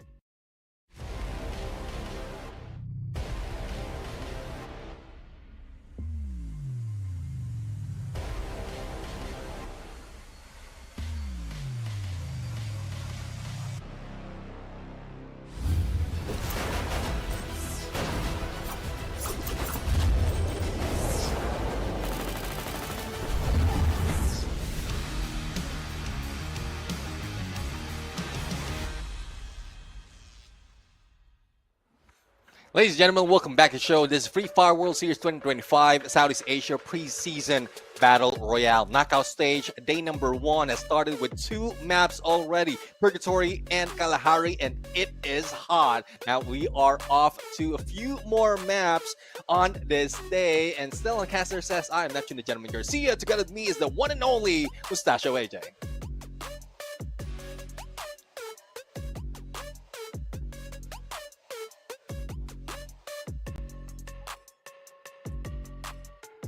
Of these matches out there on the battlefield right now. We've got EVOS Divine, we've got Team Vamos, Indonesia, Malaysia. They've already climbed up already, but those are not the only teams up there. Question is, how come we are not seeing much of the Thai flag just yet, man?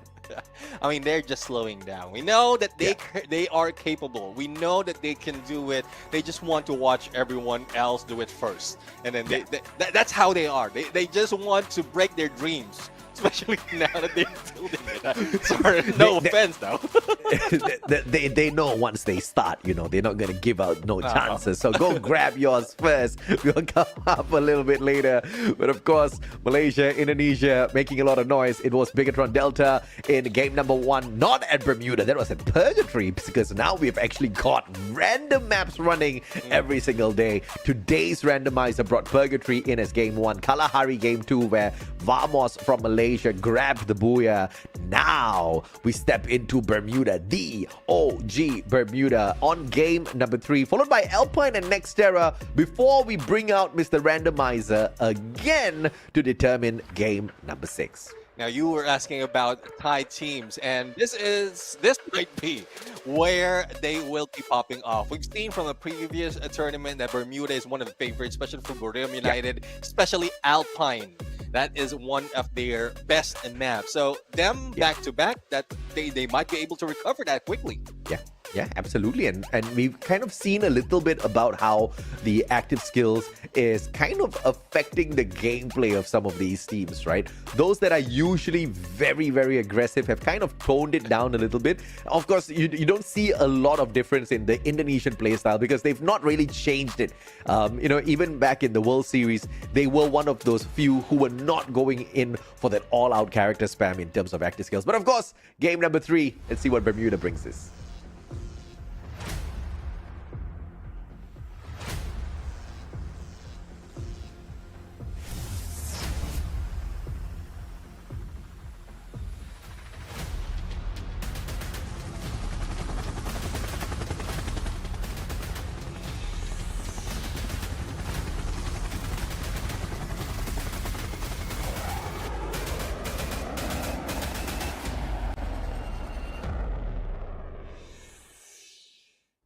Free Fire fans, we are brought back home to our OG map, but this is not the usual OG map. As you can see, this is a remastered Bermuda map that we are playing on, coming from Sentosa towards Graveyard. That is a flight path that we have, and we are seeing a few of the teams already spreading out, and there's a reason as well why there is no engagement in the early parts of Bermuda, because they know quite well where the teams will be positioned. So for those who are not really well versed with this remastered map, there's something very different, isn't there? I wonder if it's the same. It's pretty much the same. They just replaced the water with desert, I believe so. I mean, it's not that green anymore. That's why they didn't start with that, with the usual green grass of Bermuda.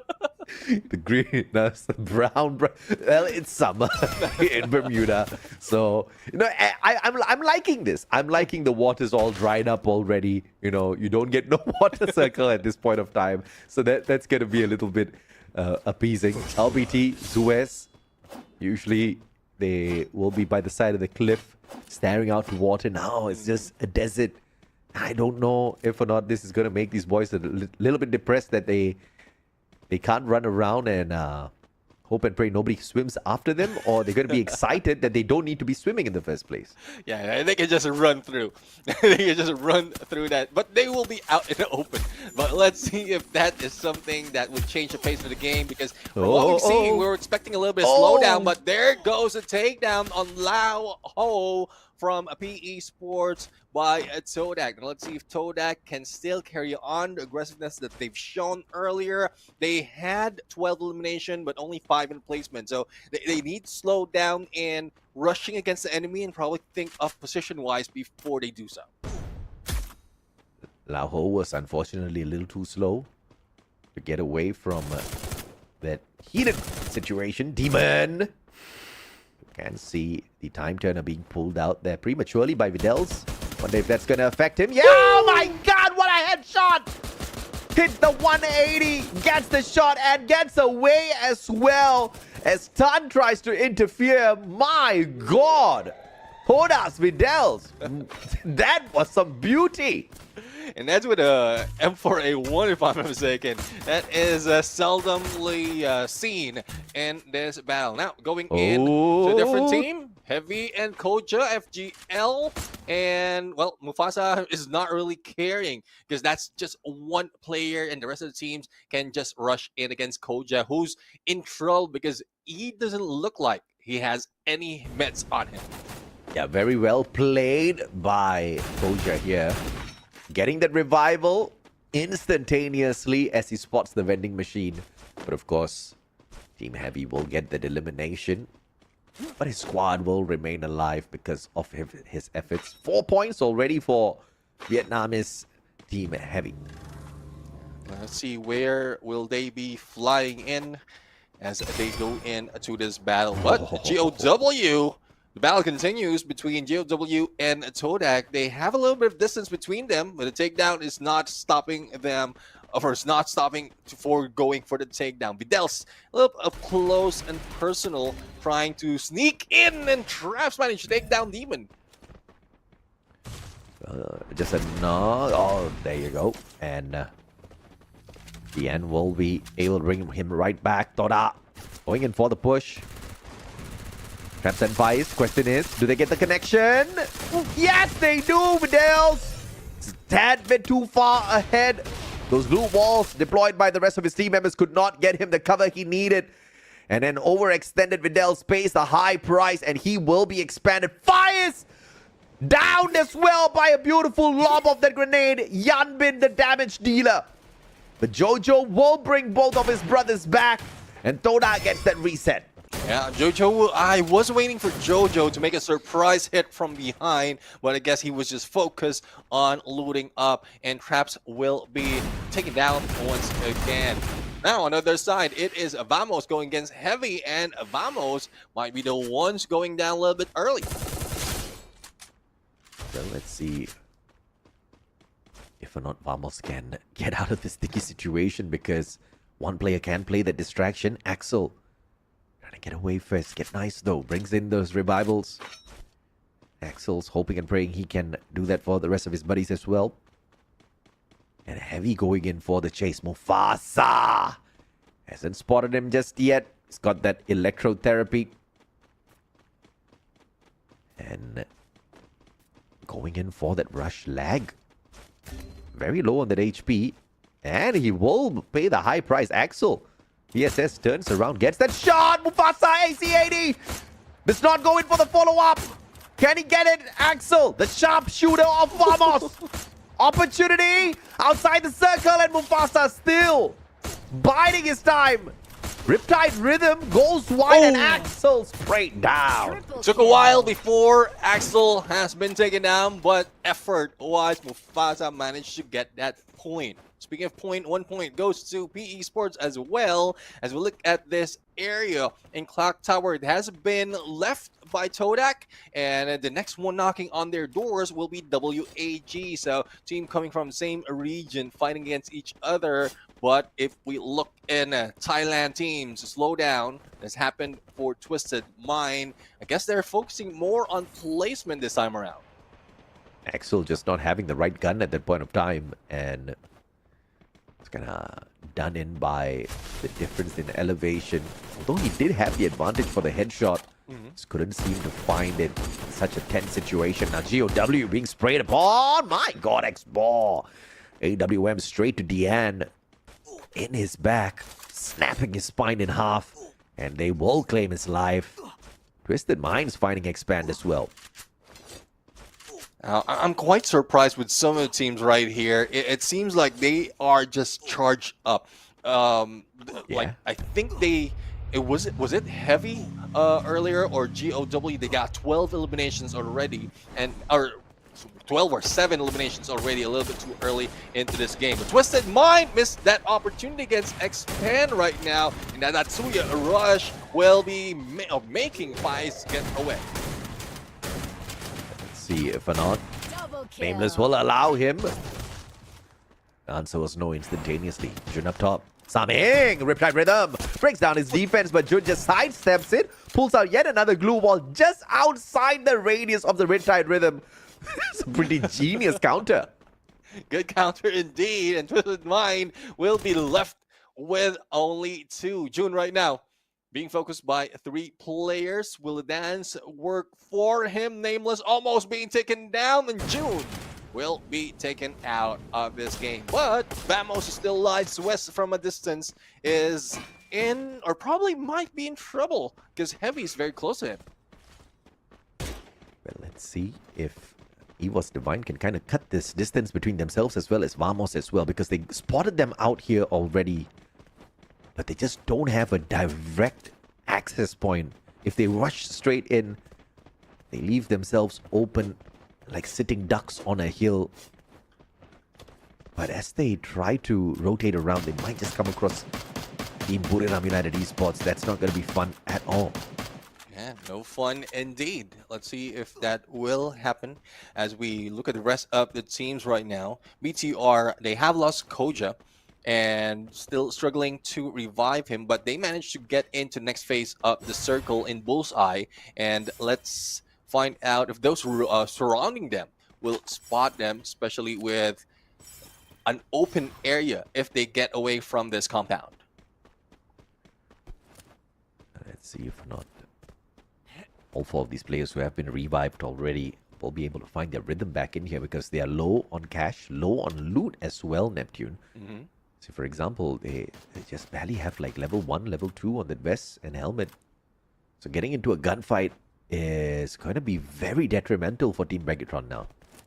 Yeah, that's one thing. I mean, if you get revived, and we keep talking about this, that aggressiveness coming from some teams will be costing them that much. Now that we're in the second phase, going to the third, and only a few compounds in some parts of this area, there will be minimal loot that they can take. So let's see if the war chest will help them, similar to what we're seeing from Twisted Mind, but everyone is silent. What we expect from Bermuda is happening right now. Yeah, you gotta... Oh, no! Oh, I thought it was gonna be all peaceful. But look at that chaos. Look at that chaos that is about to explode on all of us, Neptune. This is just too much. This is savagery right there. There's not enough space in this next circle for all of these players. Yeah, it's still early into the game, and we've seen a very small circle on that map. So third going to the fourth in 13 seconds. They need to start now, and EVOS Divine starting it against Buriram United. Moshi almost taking down half on HP right here, but was able to recover. The only question is, will they fly in and take them down, or will Buriram United avoid this gunfight overall? Because once that blue closes in, everyone will get good positions. I just want to see what weapons these boys are using. Obviously, everybody's going to be running the shotgun. 592 is very popular. Sana, opportunity, good blue wall. Barricades himself in, protects himself from all of the outside interference. Now this compound belonging to the boys of Buriram. Diamond right behind him though. And here comes the ambush. The backstab. Nameless finds one. Get high. Spring down to the ground. Instantly eliminated. Jonah outside the house. Manages to get away in the nick of time. But Wasana wasn't able to get away from his opponents just yet. Jonah with the grenade launcher. Trying to find the connection. Moshi with the shotgun. And he pulls out the snipe. The connection just not there. Exposy sprays him down. Shotgunned to hell. Buriram eliminated. Buriram United was trying to push them, flush them out, but fortunately, they are the ones being taken down. Team Vamos June was also being taken down right here, and when I thought that Bermuda United will be popping off this time, Twisted Mind says no. We want to get more of those eliminations. Yeah, M519, bro. I mean, that shotgun's just no mercy in a close-range fight like that. Twisted Minds knew exactly what was happening. They were waiting to be ambushed by someone, and they baited in Buriram. Buriram stepped into their house. They got confused. These boys just ran up, jumped down, attacked from the back, and Buriram just never saw that sort of a counterattack coming on through. Beautiful stuff from Twisted Minds. 10 eliminations strong, and they just pulled it off yet again. And they pulled it off against Vamos. Now, let's see who else will be knocking the door off a Twisted Mind. Looks like GOW with the next target in this fight. Diamond already has his sights on him, not giving him any chance to get away from that hay. Diamond, very aggressive. Oh, here comes Evo's Divine from the back as well. Okay, now Twisted Minds, very smart maneuver. They just quickly back away from this fight. They don't want to take it up against Evo's Divine and GOW at the same time. But Diamond now, though, very cheekily stepping on forward. Expand eliminated early again. That's not good for the business at all.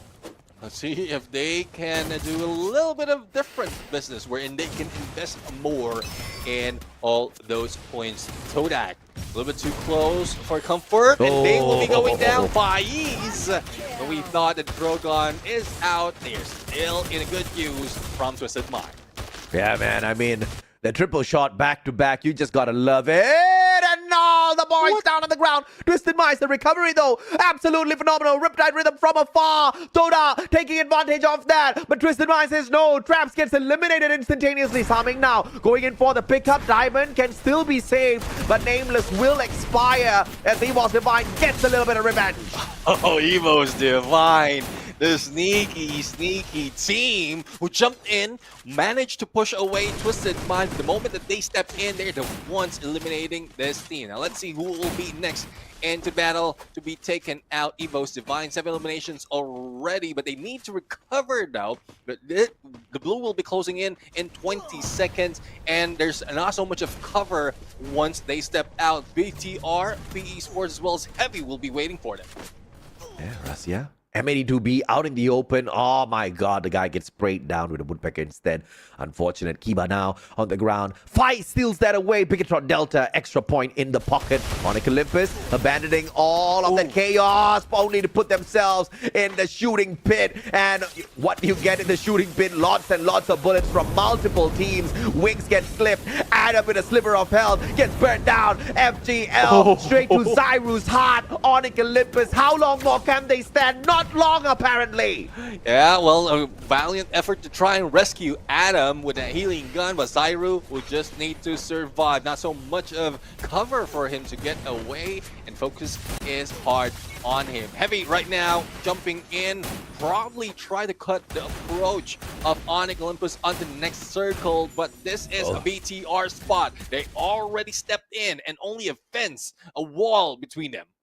Yeah, will it be done by Purgatory Delta? Maybe 2 booyahs on the opening day here on this 2025 Southeast Asian Spring Pre-Season. Purgatory Delta, slow rotation around the outside wall. Brilliant play thus far. Hasn't spotted anyone just yet. They know Heavy is just behind this wall. They're going in with those blue wall melters first, not getting too aggressive and putting themselves in harm's way now.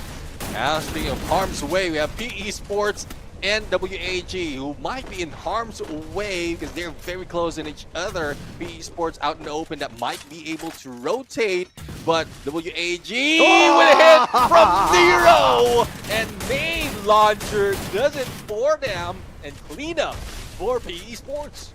That was dirty, bro. That was dirty. Okay, that was grenade launcher up close and personal. These boys stood no chance. PE Sports nasty with that play. Koja AC80, what a tight squeeze! Koja but could not take advantage. That AC-80 not meaning no heads. Glue wall melters laid out just before those glue walls got erected. Now that's gonna do a number on the defenses set by PE Sports. But they're out of the way already, and Don't Cry left a present before getting away. Brilliant play by Vietnam to slow down the pursuers, Bigatron. That's what you get when you get too close to PE Sports. 3 teams remain.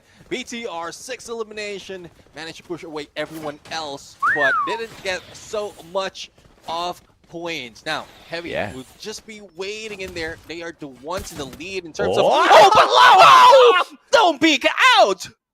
Oh my lord, what a shot by Kiba! Think later, shoot first. This man, instant on that reflex. Now PE Sports quickly backing away. That pickup was instant as well. Heavy watching this breakdown. 2 Vietnamese squad, 1 from Indonesia. Bigatron Delta, can they survive the onslaught from Heavy, who's following them from downstairs into this compound, as well as PE, who's right above waiting to take the fight to them. I love how they're playing right now. BTR was on edge of the circle. Now they head into the middle. They've spotted PE Sports above, and this is a good spot for them to surprise anyone jumping out. But Heavy and PE Sports, it's only LBT who's guarding the gates right now. Now here comes Nero, and that grenade launcher that he has, if I'm not mistaken, might be troublesome for Team Heavy. Oh, Nero, PE Sports is in the best position within this compound right now. Heavy and Bigatron Delta will have to move. Nobody's going to go upstairs just yet, but PE is split up in a 2-2 formation, so this could be their biggest weakness. If Heavy finds 2 players first, if the numbers get thin too early, PE Sports will not walk away with the booyah. If they play this right, it will be down to the circle and medkit snap.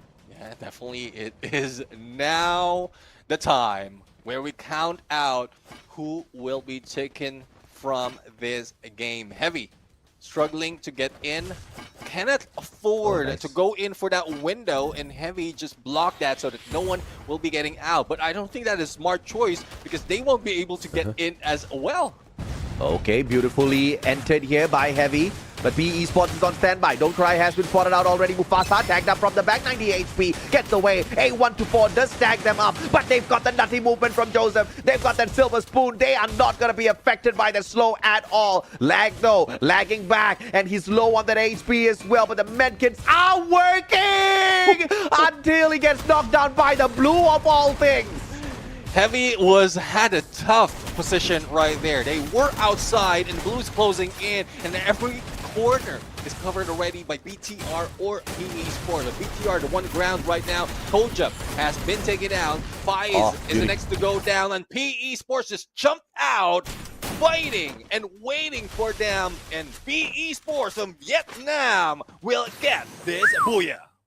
Vietnam, well played. PE, they were in the best position to play that final circle. Final moments, though, brought them outside the mansion. But, of course, enough of that chaos had already been felt by their opponents. Final few shots to bring the victory to their side was not tough at all. Well played, well executed, well planned, as a matter of fact, from the very start of the game net. Yeah, probably they've seen it from GOW. They saw how it worked, though GOW didn't get that booyah, but they did find good points from there. And PE Sports just did the same thing. BTR on the bottom, position-wise, how quick they can move from one place to the other, from the edge to the center. That just will be their strength in this fight. The only question is, have they brought in so much in terms of points to maintain their placement in the leaderboard? Well, looks like it's either a day where I'm asking the right questions or the teams are answering them really, really quick. Earlier, we had a few questions answered instantly. We also asked West Vietnam before the break. PE says, here we are. Hello. I mean, PE Sports is the team that really started off the rise of Vietnam. From them stepping into EWC, and then afterwards the motivation is just through the roof in terms of how Vietnam is playing, when we look at GOW and we look at WAG, there's just so much promise, and it's not been broken up until this moment. But PE Sports are the one who started off, and starting the day with one booyah is good for them. Yeah, absolutely, man. I mean, it was a brilliant play overall, PE Sports. I mean, they have been phenomenal. They have motivated their region. They have shown their region what can be done on the global stage. Many teams have picked up the shotguns, I have to say, and followed their lead. But they kind of faltered right after. They are back to prove themselves, and they are in a good spot right now. But of course, my bigger question is also going to be, now where is Thailand?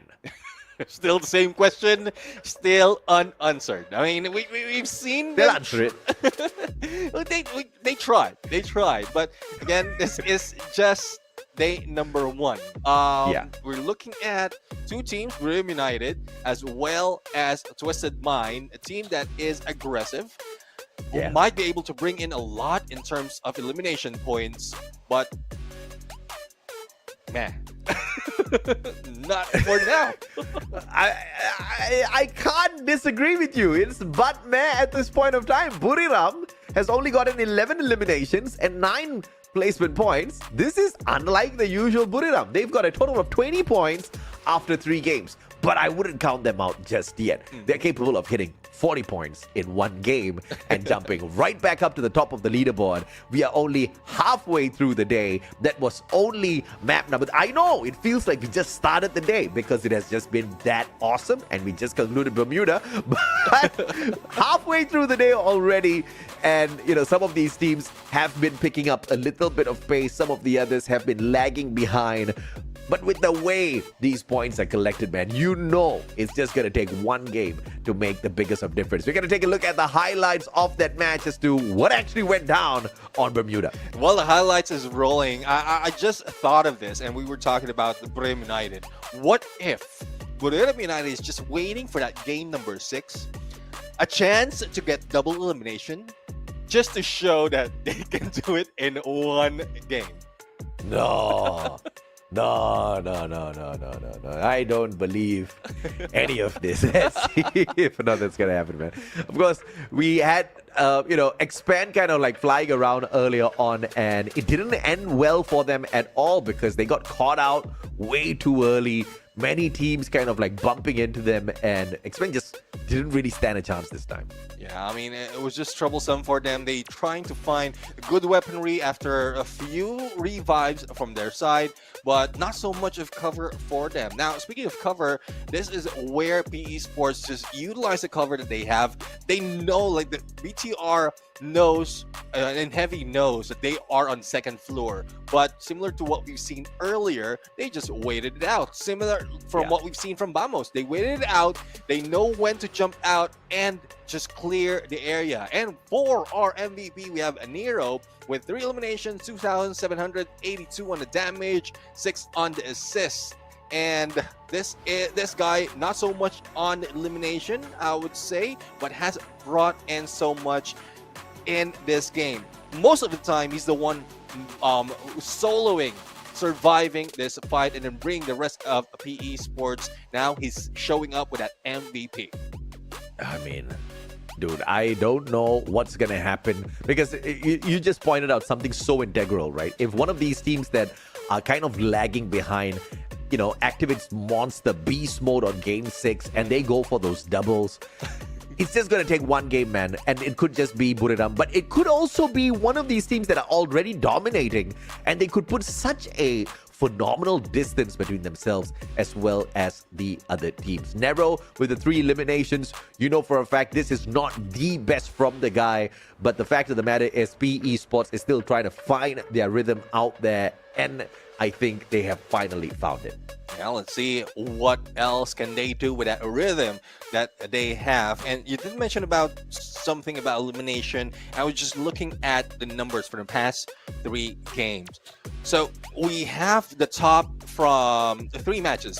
Purgatory, we have 17 from GOW. We have 16 from Vamos. And That is 14, if I'm mistaken, for heavy. That is the highest elimination that we have for one game. Now, excuse me, 19 from Evos. I missed that. 19 from Evos from that Kalahari map. And that is a potential, like almost 20, 40 points plus the placement. If they get a Booyah, then they will get 50 points overall. And how much point does Boreo United need to get on top of everyone else? Just 31 points. Just 30. Yeah. I mean, it's crazy, man. What this double points thing can do is just shift the face of the whole day within that one game.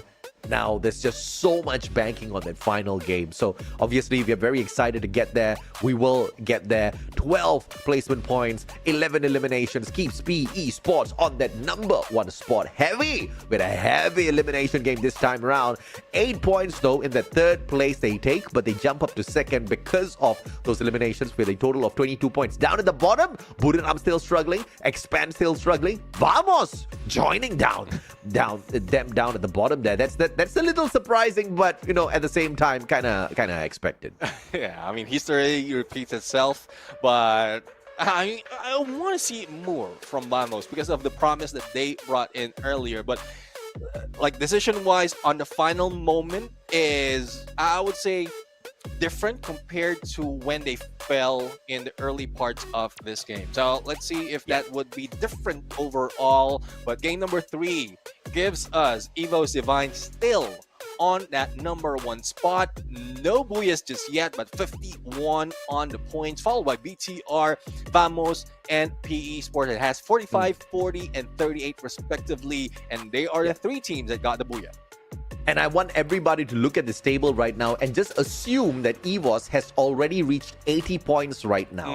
And this is, if they have reached 80 points at this point of time, they just need a Booyah and they are going to become champion if this was that grand finals day, right? But here's the crazy thing. If EVOS actually goes through the whole day without a single Booyah, they cannot be crowned the champion. How crazy is that? How much more important now that Booyah has become? I absolutely love how this has turned out, Nep. But of course, at the very same time, if somebody else does not hit that Booyah in the nick of time once passing that 80 points, then the most number of points still wins the day by the time we reach game number 8. So many things that could go on here.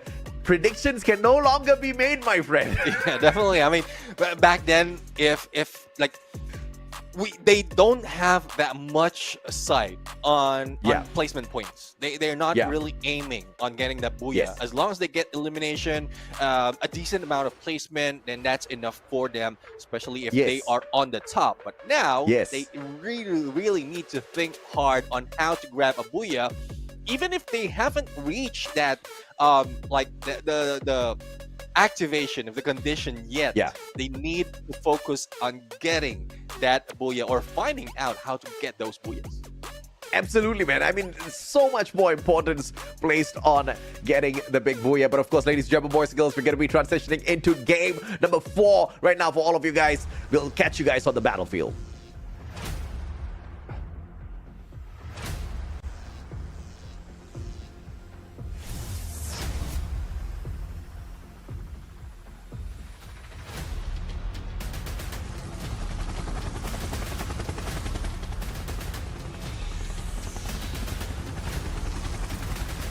Roger, bro.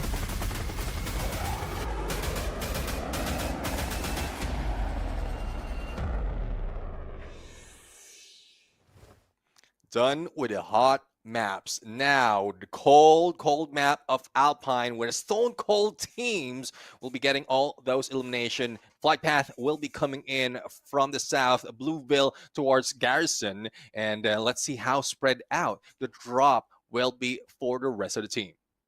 I mean, Nep, talking about this double elimination points thing, right? Like you brought up that example earlier, 19 eliminations, bro. You doubled that. You're close to 40 points just through eliminations. You're at 38. And imagine if the team gets a Booyah on that game. You're 50 points in with one game number 6. I'm like, how are you even going to beat that, my friend?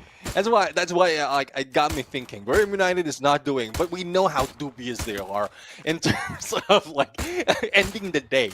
It's either by getting a lot of booyahs, placement point or whatever. Either it's getting a lot of elimination within a day. Now they're trying to start day one wherein it won't work hard that much in the beginning, but towards the final match we are going to show you how the winning condition works. Let's take a peek here at this engagement between the Indonesian team of EVOS Divine and Twisted Minds. Diamond, sliver of health, bro. Thompson, can you win this fight? Answer is no. You don't have the health to do so. Abax shotguns him, at least to take a break shortly before the revival comes through, courtesy of Nameless. Toda joining this prey as well. Let's see if or not they'll put a little pressure on this EVOS Divine squad. Yeah, Videl's, well, this is something that I am impressed but also worried. He's always up front, and the rest of the teams are quite far. Yes, he can rush out, but that would be troublesome if he makes a mistake. So EVOS Divine will try to post. Videl's chase him down. Avax might be lured in for the trap that has been brought in by Todak. I'm not talking about traps, the player, but a trap that will be sprung.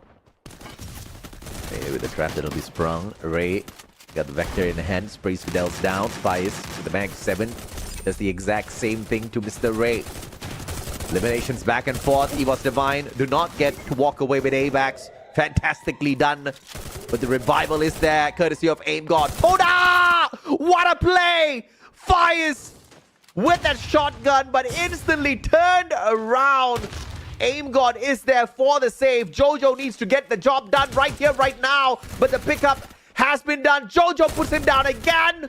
Oh, and Jojo gets a double. What a play by Jojo, saving the day towards the very end.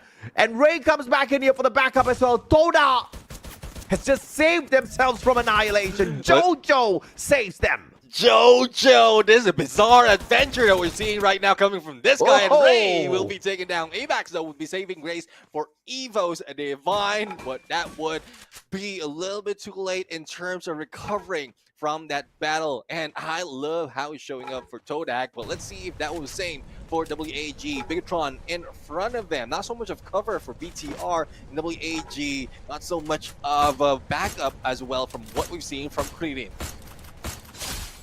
Fire sprayed down Krillin. Headshot with an AC-80. Bigatron Delta won't struggle bringing him back. As I say that, Kiba, it's the revival.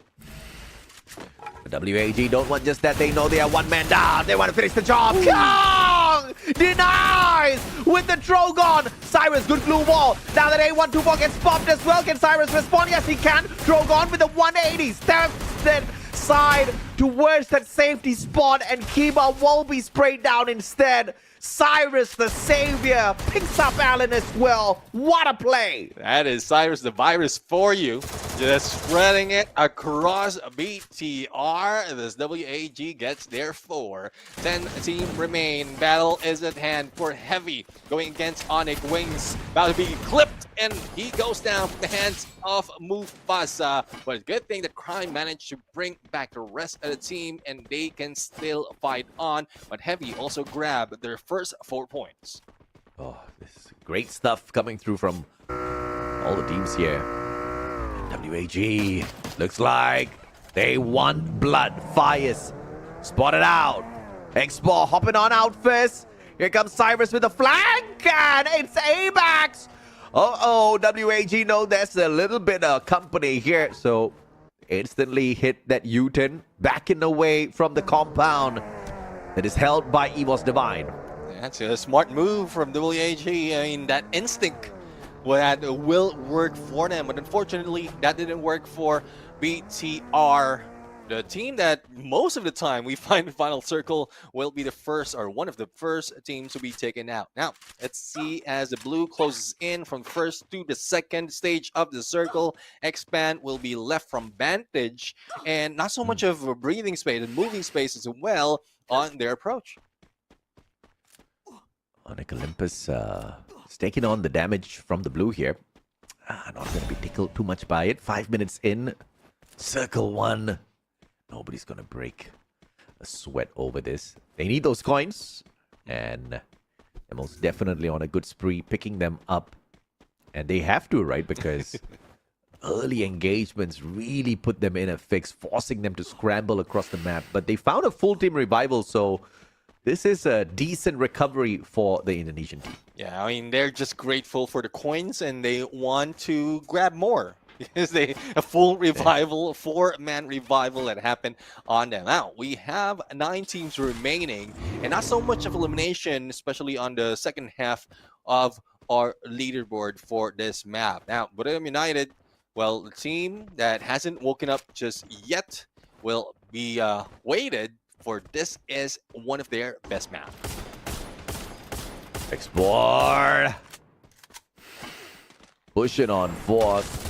But the connection's just not there. I wouldn't want to say that, but Ecos gets sprayed down. Rian follows up, but unfortunately not enough firepower to fight back. 3 players from Vietnam. WAG just walking through the 2 expand team players. Yeah, I mean, WAG, they managed to stay on the outside of the blue, make that rotation towards advantage, probably taking that northern bridge onto the center or onto the edge of the next phase. Now, Heavy is on the edge of that phase, but they need to move in 3 seconds. The blue will be closing in, and 9 teams, not even close to 8 minutes in this game, and this is quite fast though compared to what we've seen from the other maps.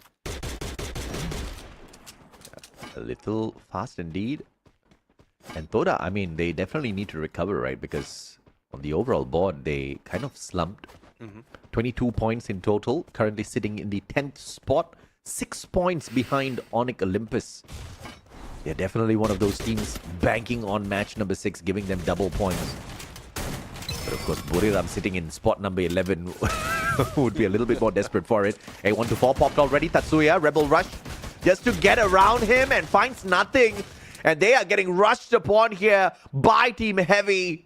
Vidal's with that safety play, and he does get to survive long enough for the rest of his team members to come in here with a cover fire, but Traps abandoning the rest of his team members. Faiz and Vidal's have to take this fight, and they back away, and Heavy actually just running past them. Hey, running past them, and that caught Mufasa off guard. Traps will be taken down. Rescue will come up. Now, it will be a 2v2 once the wall has been brought down, but all this noise might be bringing in attention coming from afar, but they are not thinking about that.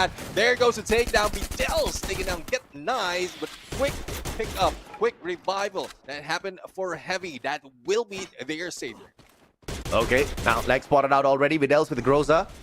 And it looks like that Homer did find his connection as well. Rebel Rush Vidal's gets a little bit closer. And Lag just could not get that up and close, up and personal strike with the snipe. It will be the M590 instead. And Toda with 10 strong eliminations now, looking for the next circle. Looking for the next circle, but Heavy's not out just yet. In spite of all the chaos, they managed to bring back at least 1 more player. Now, Evo Divine, 7 eliminations for them. Forest Red will be their home for the moment, and no one will be knocking on their doors unless Heavy continue their path. And speaking of Heavy, there goes Mufasa as Onyx Crime is going for the dance. This is Evo Divine trying to disrupt their music.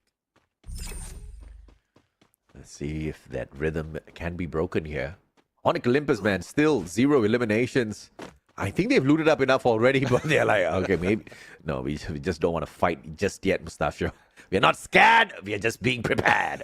Well, speaking of prepared, no one is prepared for this. Another Thailand versus Thailand battle, and either way, like one of these teams being expected to be on top, but it's not showing because they're bringing each other down. Ah, beautiful snipes from Moshi from across. But Saming, though, he's going to be the threat. Jonah better watch out, baby. And he gets into the house just in the nick of time. Backup is there, though. Wasana barricades himself in with a good glue wall. Now 2 players go in for the rush. Rebel Rush used by Wasana just to get out in the nick of time. 2 more players meet him halfway through. Wasana's got backup. M590 in hand, but he doesn't have the life to sustain his battle out there. Jonah with the backup pulls out the grenade launcher, but doesn't get a decent clip. Moshi with the backup from afar. Exposy down, bleeding bleeding on the ground, and Jonah using the maze of glue walls to get away. Oh, almost a good move for Jonah, but unfortunately, Will has been cut off in that compound. Moshi, the only one remaining, not so much for him to move. Diamond hit once, but not twice. Let's see if the turnaround will work for him. A lot of crosshairs on him, but still managed to step over them. But unfortunately, Brim United will be taken out. It is Twisted Mind victorious.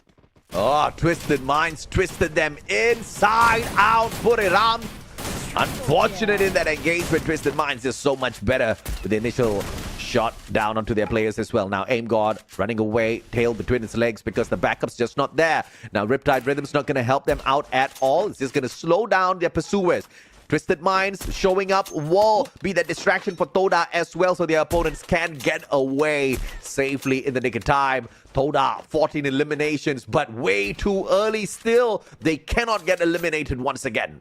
And they need to be cautious. They invested so much already in this elimination. They have to slow down. Wait for the rest of the teams to be out in the open, especially with Faiz. We've seen how well he can use that sniper. That can be their advantage to make all those points from a distance. And we are seeing a few lining up already. Massive round for Toda. 3 games and they only managed to collect 15 eliminations over 3 games. In this game alone, 14 eliminations strong. It's a huge, huge opportunity for them. If they can capitalize with the Booyah as well, these extra points should help them make a good case for the #1 spot finisher by the end of the day. Now cutting the distance down between themselves as well as Twisted Minds. Videls is taking too much of liberty here. Oh, wow! Jojo! Jojo up close and personal with that snipe, but that will not work as Twisted Mind because Videls has fallen down with that I don't know what move going in solo against Twisted Mind. Imagine, you know, like there's 2 players right there. You might take advantage because of the numbers, but we're still a little bit early into the game that they can recover as quickly as this. Then Twisted Mind just waited for them to knock, and they just like brought down the door. Yeah, I love the confidence out of Videls and the Toda squad, but you gotta understand your opponents. You know, you can't take a risk like that on the Southeast Asian level, but you know, I guess those risky plays is what earned them those 14 eliminations in the first place, or 15 thanks to Jojo after he just picked one up. Now he's the final survivor for the squad. Just needs to play these placement points. So let's see how the man will be able to do it in such open lands. Expand now. Kent cannot make that rotation in towards that inner wall. Afik joins it down on the ground, bleeding out. Rian trying to find a good shot. AWM as well as M82B on the combination. Does not have a Bison, does not have a shotgun. This guy is taking it all on the snipes and he pays a high price. High price indeed, and there it goes. The elimination of Expand. They won't be expanding that much. GOW, 6 elimination already. Battle continues. And they have a good sides on Twisted Mind on the right as well as WAG on the left. They even have that monster trap disrupt any or break down any. But oh, Expose! They'll need Saming to get that headshot. 15 eliminations strong for this Malaysian squad. But the problem is, can they remain silent through Jojo a little bit longer? Circle leaving him high and dry. He plays the homer. Not very defensive. Can disable one guy. Heavy gets eliminated first. Toda earns 1 extra point right there. So that going solo, similar to what we're seeing from Twisted Mind, a 1v1 on one side and a 4v4 on another. GOW on above, but no one's going out just yet.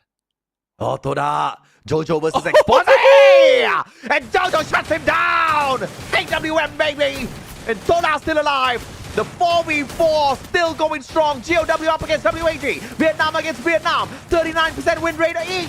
Even the AI cannot decide who's going to take this game. Tian down, bleeding on the ground though. Tan, Demon loses his life. Tan now, the final hope. But Toda, Jojo taking advantage from the back. If GOW will be able to clutch one this more, at least to bring down one more. That might be it. WAG is in favor in this 3v1, but that would be the saving grace for GOW if Todak can bring down one more in this fight. Wow, one more! Expo, one more! Toda! Jojo! What a play! Now Krillin shutting down Ton. Ton eliminated already. And now it's Jojo up against the wall. Jojo up against WAG. Can he pull off a phenomenal shot once again? Krillin trying to cut down the distance. He's got the M590. One shot with the shotgun. Should be able to get the job done. It's a 2v1. Cyrus finds him as well. That's the end for Toda. WAG scores the booyah. WAG for their first booyah in this pre-season. Todak very, very close. High hopes for Jojo right there. Really bizarre in terms of how he ended that game. Holy mama. Jojo the MVP hands down, but obviously you all know how we pick our MVPs. It's going to come from the Booyah team. And one of the players from the side of WAG is definitely going to pick that up. But dude, Toda with the survival skills out of Jojo. And usually when the player's surviving, you don't see them picking off other players on the battlefield unless it's Moshi. All right? Okay, Moshi the sniper, we've seen him do that time and time again. But a player out of Toda, Jojo, this is some fresh new face out here making so much of noise. And Jojo's got to be so proud of himself. And he survived quite a long time as well up against those two monstrous shotguns. I mean, even if they doesn't have that much capacity in terms of close range damage, but at least he can weave his way around two players. And WAG, though, let's not take it away from them grabbing the first booyah, their first booyah in this day. And I guess this will catapult them a little bit higher because of all the point that they have as well. I mean, it was a phenomenal match. And it's no cap, guys. Seriously, man, no exaggeration. These games are legit so exciting back to back to back. So shocking to see Malaysia perform like that. In fact, Toda was, somewhere down the bottom. They were really struggling to climb up. You know what's so sad though, Neptune? That this wasn't game 6. This wasn't double points time. If this was double points time, Toda is on the #1 spot right now. Definitely. I mean, we were talking about that winning condition, that #1 condition, and it is promising. If they can pull it off like this, and Videl slowing down, I would say. Videl slowing down, then they could have taken a booyah plus the double elimination points. And then Toda really needs to think about this, right? Because if they had already hit the championship, rush point, okay? They've already hit those 80 points, and Videl's pulled something off like that, then Toda's not going to be the champion of our preseason. Toda can go to sleep, and they can cry themselves to sleep because it's not going to happen. A team like from Vietnam is going to walk away because they have walked away with the Booyah. The Booyahs are so much more important now, ladies and gentlemen, boys and girls. But of course, let's watch the highlight of that phenomenal matchup once again. I mean, that's just so much overall. And for WAG, though, I mean, they've fought so many battles in this game from the early parts, and they're the ones next in the highlight. I guess they really deserve the spotlight right now, even with that booyah. And like, even without Todak into the mix, how they fought out against that 4v4, they were on the low ground compared to Evos, and they still managed to get that booyah. Now, WAG, we were talking about how well Vietnam has rose to this level, and they're still staying afloat. I mean, they just flew in there. Evos Divine, and they got shut down instantly by Toda, right? And then, of course, WAG up against GOW. This one was a bitter rivalry between the Vietnamese front, and they were just mowing each other down. And Jojo just taking advantage of all of this chaos that was breaking out, right? And so that was just brilliant play coming through from the Malaysian player. And such sharp shots coming through as well, right? He had the M82B, he had the AWM, he had everything going his way. He had the right guns, he had the right amount of skills to remain alive, but he had no counter to the M590 play towards the very end, especially with the numbers as well. So long enough, he did manage to survive. but WAG still walked away because they had more players surviving on the battlefield, and it takes skills and brains to get that far. 4 eliminations, 5 assists, 2,750 damage for our MVP from WAG, the one and only Krillin. Yeah, Krillin wearing the A124 is active, and Nikita that has been buffed for passive, Nairi as well as Joseph, and there's just so much that we want to see from WAG right now. We've seen that already from the other competition, but with all the changes, with all this aggression, with all this, I would say, quickness in terms of getting all those points from the early parts, WAG is one of the team that can do it, but most of the time fail to end the game. And this is where we want them to start off grabbing that booyah and even beating those who initially grabbed the booyah from this day. Yeah, absolutely. And of course, it was a beauty to watch WAG do what WAG just did, and it was not the first game where they're having a decent enough run in terms of points. Getting this booyah helps them climb that overall leaderboard just a little bit more. The second Vietnamese team to get a booyah from the day. Earlier it was Esports. Now let's look at the lineup here of the active and passive skills that they've brought in, right? A124 combined with that Skylar, Tatsuya and Cassie. This is a very balanced squad that's coming on through. And in terms of the passive skills that they walk in here as well, the only one out of the norm is Nikita, but no surprises seeing Nikita is pretty much being used by so many of the players out there because of the recent buff that she got. Extra reload speed, you want that. Slowing down the healing of your opponents, it's so useful in the current meta. Yeah, definitely. I mean, if you're the rusher or one of the rushers, similar to what we're seeing from Krillin, that would work for them because of the slowdown. And if you have a backup like Cyrus, I mean, from what we're seeing, the Cassie electrotherapy, the quick pickup that can be brought in by Tiva, that combination overall can bring them to that victory. Thus, the booyah for the team. But we're looking at the game standing right now. Todak takes that #1. With this game alone, if it was match number 6, if they had pulled off a performance like this, they would have earned 49 points.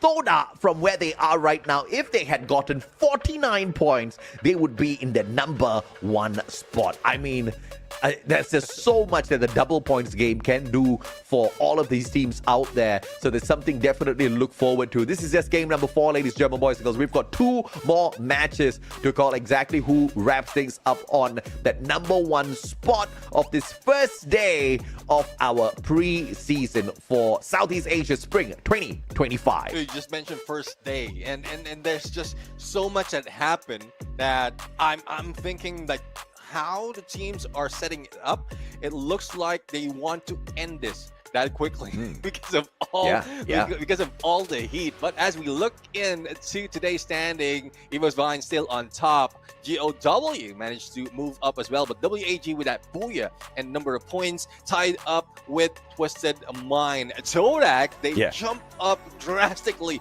with 51 points, and they grab the highest elimination record for this day out of 4 maps. So here, one more time, if this was the championship match, if this was the final day, 50 points, we assume 50 points was the championship rush point. Now 5 teams can potentially become champion. The next team to get booyah would have been crowned champion. And that's how crazy this is. Toda with 51 points in the 5th spot could technically become champion. That's how the game has changed. That's how this has just gotten so wild, so quickly, Neptune. Oh, you gotta be so excited for this year in the world of Free Fire Esports. Yeah, I mean, there's no giving up for those on the 3rd and 5th, if that is the scenario. There's no giving up for them. Most of the time, if the lead is that high, they don't bother. They don't bother at all because they couldn't get that much point. But that is the saving grace. That is the twist that we want to see them play. And all of this is happening, and we haven't even seen the effect of the double points just yet. So can you imagine the potential here where a team just launches in with the double points game into the run for the championship? It'll be crazy, but of course, ladies, German boys and girls, more of whatever potential craziness that we can encounter a little bit later on. We are going to be taking a quick short break. What can you expect when we do come back from the break, we have not seen Next-Terra just yet. Once we do that, we will have completed 5 games, and then the randomizer will bring us to the final random map of the day before we sign off from day 1 of this preseason. Yeah, well, before we continue on, we're going to go for a quick break. When we return, the final 2 matches will be happening. So see you in a bit.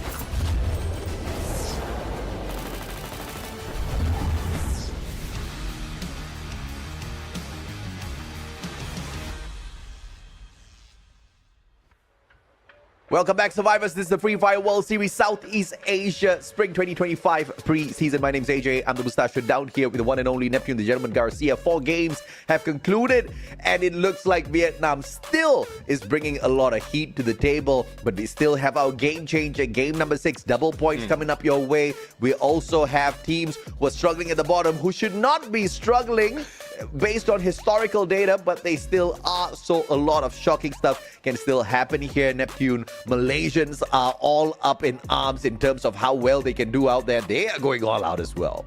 Yeah, all out indeed, especially from what we've seen Todak do. And let's see if they can continue that on. They grabbed that first almost a booyah and a lot of points though. But a lot of points, yeah. A lot of points. But there's one thing though, the theory that I'm thinking of, Graham United, they're very close to the bottom, like second to the bottom of our standing, and it's there's still chance for them to go for that double elimination game number 6. So I want to stick with that storyline.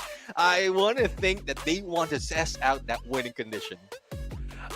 If Buriram moves to the final spot, the 12th spot after this next game, and then they jump up to the number 1 spot just based on game 6, I think that'll set the tone for the rest of the year just like that. But of course, we are gearing up for game number 5. It's going to be Next-Terra, ladies and gentlemen, boys and girls. So make sure you buckle in as we fly on into Next-Terra. Don't go anywhere. The fun is just started.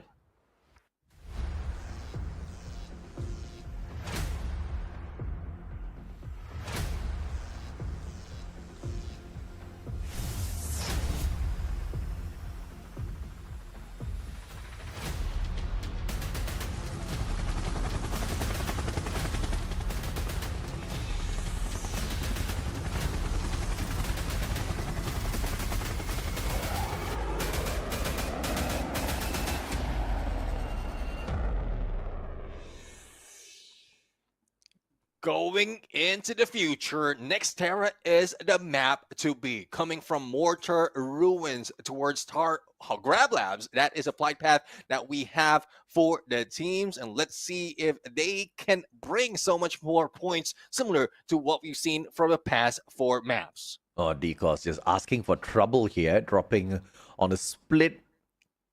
And between him and the rest of his team members will be Team Famos.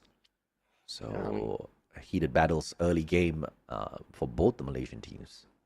Yeah, I mean, they don't call it twin for nothing. That can occupy 2 teams, but the only thing is once they get out, only 1 remains. And a lot of early engagement that has been happening, not only from the Malaysian team, Vamos and Expat, but also here from BTR and Heavy. Good engagement so far from Heavy. Taking Koja out. And, you know, BDR doesn't have that much of coins. The very start. Oh my god, Hans. Sliver of health. M590. Can it come in handy here? Kyong with the Bison. Circles around. Hans! What? Still with a sliver of health. Finally runs into the Bison play by Kyong. My god, that took so long. It was waiting for Kyong to follow him as well. But good thing that Kyong stick to his ground. Now, Faiz on the side. Going in for a hit. And X-Bor almost, but Get Nice will be taken down by this guy. And BTR gets their first 2 elimination. Now, 3 teams as well in here will be waiting on each other as we go in to GOW and Onyx Olympus. The spread of Onyx Olympus, though, might work for them, especially with Wings on the high ground. But the same story will be happening. But no, speaking of Wings, he has been clipped a little bit too early. Well, blessing in disguise here is you get to revive all of those clipped wings instantaneously as long as you can buy them back in. So nothing too much to worry about. Just a few coin machines to loot up before they can bring him in. Or, of course, perhaps they can earn some extra coins by knocking down a couple of their opponents. Let's see if they do manage to get that done. Thompson in hand. Zyru, a sliver of health, could not get away from Demon. And Heavy bites the dust in the 12th spot as this battle between GOW and Onyx continues. And it continues. Ton has been taken down. Let's see who goes down next. Is Adam with half on HP as DN tries to take shots on him. Yanbin, though, takes the high ground. The dance is on, but Onyx managed to get away. And Yanbin also pushing it away with that Tatsuya Rebel Rush. And Yanbin will be taken down by Adam. Interesting play coming on through here. And Dian doesn't really have the coins to buy back, but Demon does. Yanbin on the way back in. And Adam! Just playing it too cheekily. Will get sprayed down. We don't need the M590 for that. Technically, if he had it, he would have been happy, but it's a hard gun to loot up, you know. Yeah, I love the bait and switch, though. Thinking that only 1 player will be in there, and then jumps out of the way, and then 1 goes in. Now, let's see if there will be the same result for BTR right now. They are a complete squad, and only 1 from WAG that they're targeting. But for Todak, who will be getting a few more elimination against Vamos. That battle hasn't been over just yet. They have by biding their time, and not quite sure if they can get so much more of the points, especially as Vamos looks like they're winning it. This is interesting layout here for the battle preparation coming through from Team Toda. Jojo just got brought back in, and he literally flies back to join the rest of his team members. I don't know if this is a great idea. They were protecting his loot, but that was a very risky play for Jojo. Oh. So this is just Toda committing 100% into this fight, but they're also committing because of the confidence of going up against 3 players from the side of Vamos. Yeah, let's see if this can roll on a little longer, because if it does, GOW will be knocking on them, and Vamos right now might be saying Vaminos to this day, but no! The Axel! Oh my god! Back from traps! Almost for that takedown, but look who says hi. It is GOW cleaning it up. And it's a good thing this time around, Vidals is not rushing in. He's rushing out. Traps and Yanbin taking each other out at the same time. And Drian stealing the elimination on Tan. Riptide Rhythm coming on through. Drian steals one more. And Drian steals 3 points. 3 points for Expand just for showing up at the right time. Just at the right time. Even a little bit delayed compared to GOW. Oh, they have 5 on the point. This is what we're talking about. Just like, even if you have the advantage or the element of surprise, you can surprise them a little bit more, making them think that they can loot up quite easily. And that is what Expand has done. Fies, though, managed to cross and get away. For how long? That is a question. And if I'm mistaken, Fies is the only one remaining for Todak. Well, Expand here in a little bit of a scuffle with Onyx Olympus. A little spread out on the battlefield, so not a fight they want to get super aggressive in. Crime's already cooking up that nade, meeting his ex-squad, but technically it's all different players, so a double monster truck just to make it a little bit more fun. Diane with the shot from afar, but Zyro is going to get instantaneously revived. So, good recovery from Onyx Olympus, but they now know they are going to be sandwiched in here by 2 teams. They try to back away. Adam meets Dian, and Adam just finds the floor instead as he trips on his own foot and finds out that gravity hurts as much as a breakup. He fell for the wrong person. That is what happened. Expand right now, not falling for that trap. Managed to say go for the takedown against Crime and recovery of Afik as well. 7 elimination, promising, similar to what we've seen from Todak, and I guess that's the motivation that Expand might have need. Let's see if Kens can pull out something beautiful here as he's trying to flank around and find Dian's back. He does find that. Headshot! Hello, my friend! Says Kens. And he claims point number 8 for Expand. But the rest of GOW is still here, though. Tan and Yanbin trying to split up. Decos meets him with the AC-80. Gets one shot. Beautiful. XM8 response from Tan. Just not finding its mark. And both of them ganging up on Drian. Decos sees what's happening. Yanbin finding Drian. And the man is just a tad bit too late. GOW. Beautiful recovery to force Expand back. Yeah, they have forced Expand back and still like tanking the blue, as GOW might be stepping in onto next phase of the circle, but we saw earlier a glimpse of a BTR might be waiting for them. So let's see how they are going to flank over, especially with Ken's a little bit too far from Decos. And if they manage to survive this, then let's see on which position they will take. As we go in for EVOS and PE Sports battle in a boxing gym, well, let's see who puts down the gloves. It was Divine. Let's see if we can get out of the sticky situation. PE Sports, my god! It's shot out of the sky. Gracia!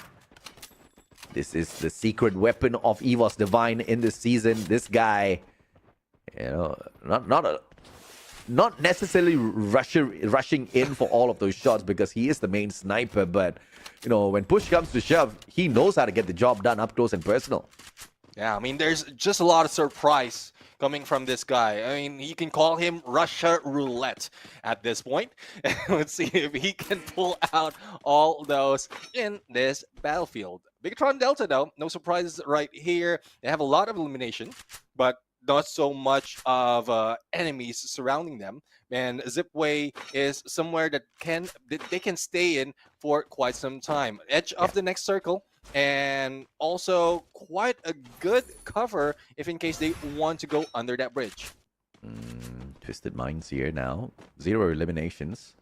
Not surprised because they do want to protect their position on the overall leaderboard. They want to get into that final circle before going crazy and maybe even use the final match for the double points and really make a mad dash for the #1 spot. But either way, they are close enough, just 9 points behind that #1 spot at this point of time, and they don't want to do something silly to mess that up.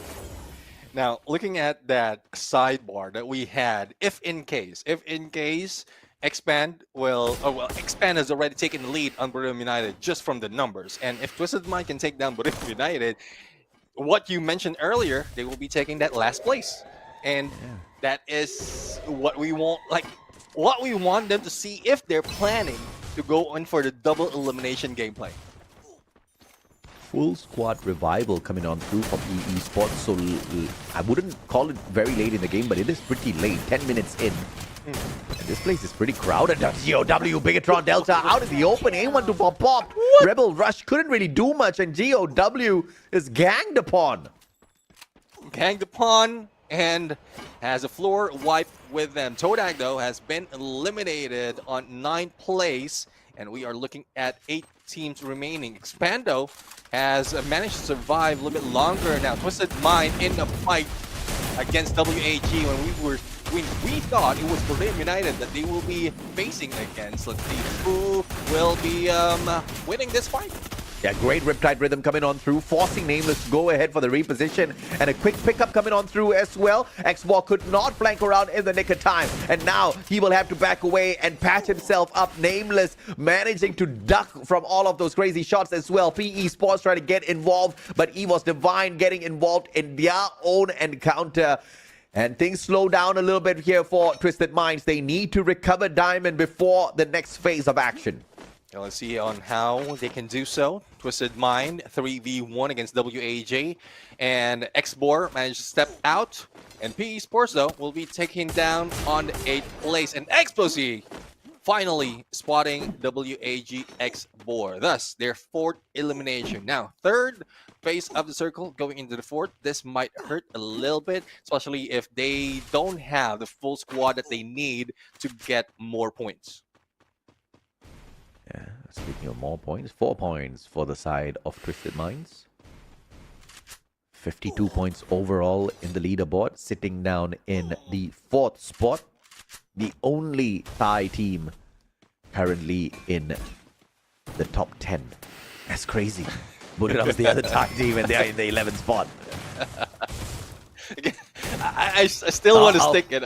I want to stick to that story, but Kiba right now trying to stick that shot, but unable to do so.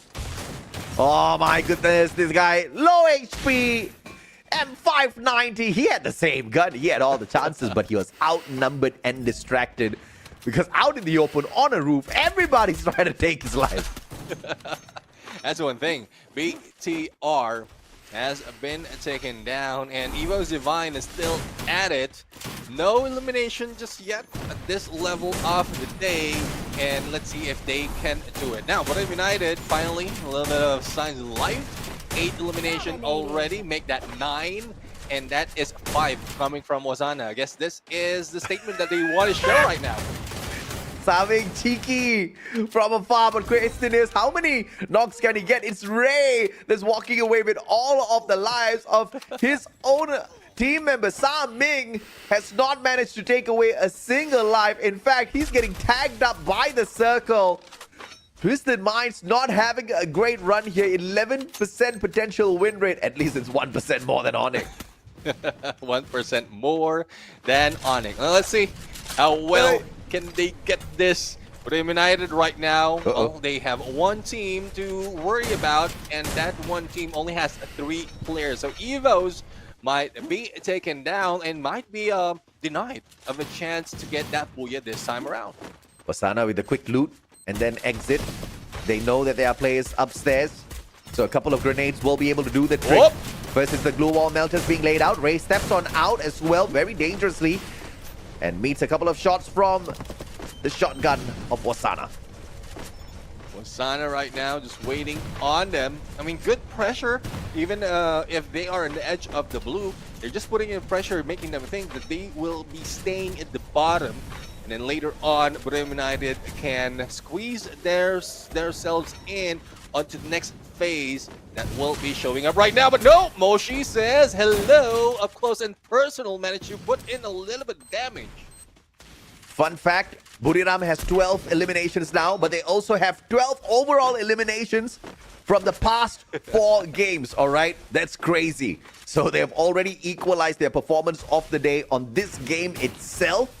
Let's see if or not they'll be able to outdo the number of placement points. They currently have 11 placement points. If they walk away with the Booyah, they would have outdone their whole day's performance just in one game in both eliminations and placements. Buriram trying to break their own record right here. Get high, getting knocked down onto the ground and eliminated instantly. Rastia with a shot from afar, but Jonah will be able to meet Ray in the head and eliminate him from the run as well. Buriram gets that revenge.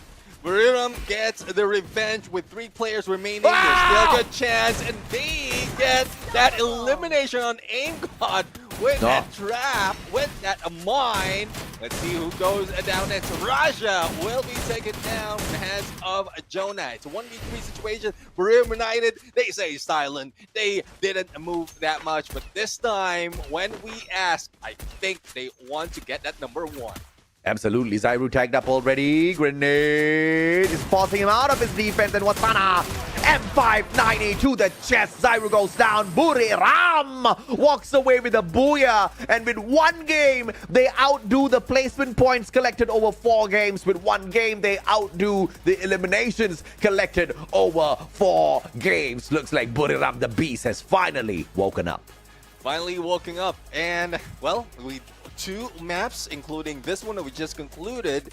I just want to see how much more they can put themselves up, and I'm still going with that theory. They might have woken up a little bit too early from what I expected, from what I mentioned, but they might have calculated as well. This is what we need if we want to get that number 1 towards that game number 6.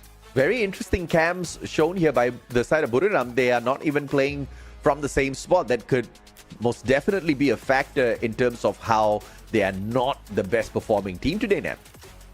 Well, probably communication-wise, most of the time that is when you're within the same room, within the same venue, they can communicate quite better. That might be what's hampering them from performing that well from the beginning up until the end. So let's see if that really is the case. There's also some storyline that I want to keep saying and continue on. If Borneo United can do this again in that game number 6, they've just broken that winning condition that Free Fire has brought us. Well, now we no longer need to wait. We are at the very end of our show. 1 more game to go. That 1 game will be played on a random map. That 1 game will provide us with double elimination points. That 1 game can change how the leaderboard looks in the most craziest of fashions. I mean, you're talking about a team that's potentially in the 10th spot with an opportunity to jump up to the number 1 spot. You're talking maybe about a team that's even in the 11th. Even Onyx Olympus, currently sitting in 11th, can jump up to that number 1 spot. That's crazy, Nam. That's crazy. Well, what's crazy is, like, imagine from Borneo United, after that game, they put themselves in the middle. And then towards the end, if they can put themselves on the top, it's just a matter of 2 matches. You know how you just hopped in against everyone else. That's how crazy these formats will do. And we talked about earlier when we saw the standings, every time we see a standings, we talk about the champion rush condition. The winning condition has changed overall. Yeah. We don't really know what to expect anymore. What is reality? And you know, I don't know if this favors a team like Buriram or not, because you know they are really good at getting these booyahs. But sometimes you see them going on a streak of 5 booyahs within a day, and then sometimes they're just totally devoid of booyahs, and all they're doing is getting the top number of eliminations and points. And if that happens on that championship day, if that happens on the grand finals, they can collect as many points as they want. They will not walk away as champions unless the other teams fail game after game until game number 8, and they finally walk away with the most number of points. So just purely depending on points can no longer be the meta that Buriram uses to dominate Southeast Asia anymore. It just cannot be. Yeah, it cannot be. There's a lot. Winning condition has been broken down into several parts, and some of it at this moment is still missing. We don't have any idea on how it will happen.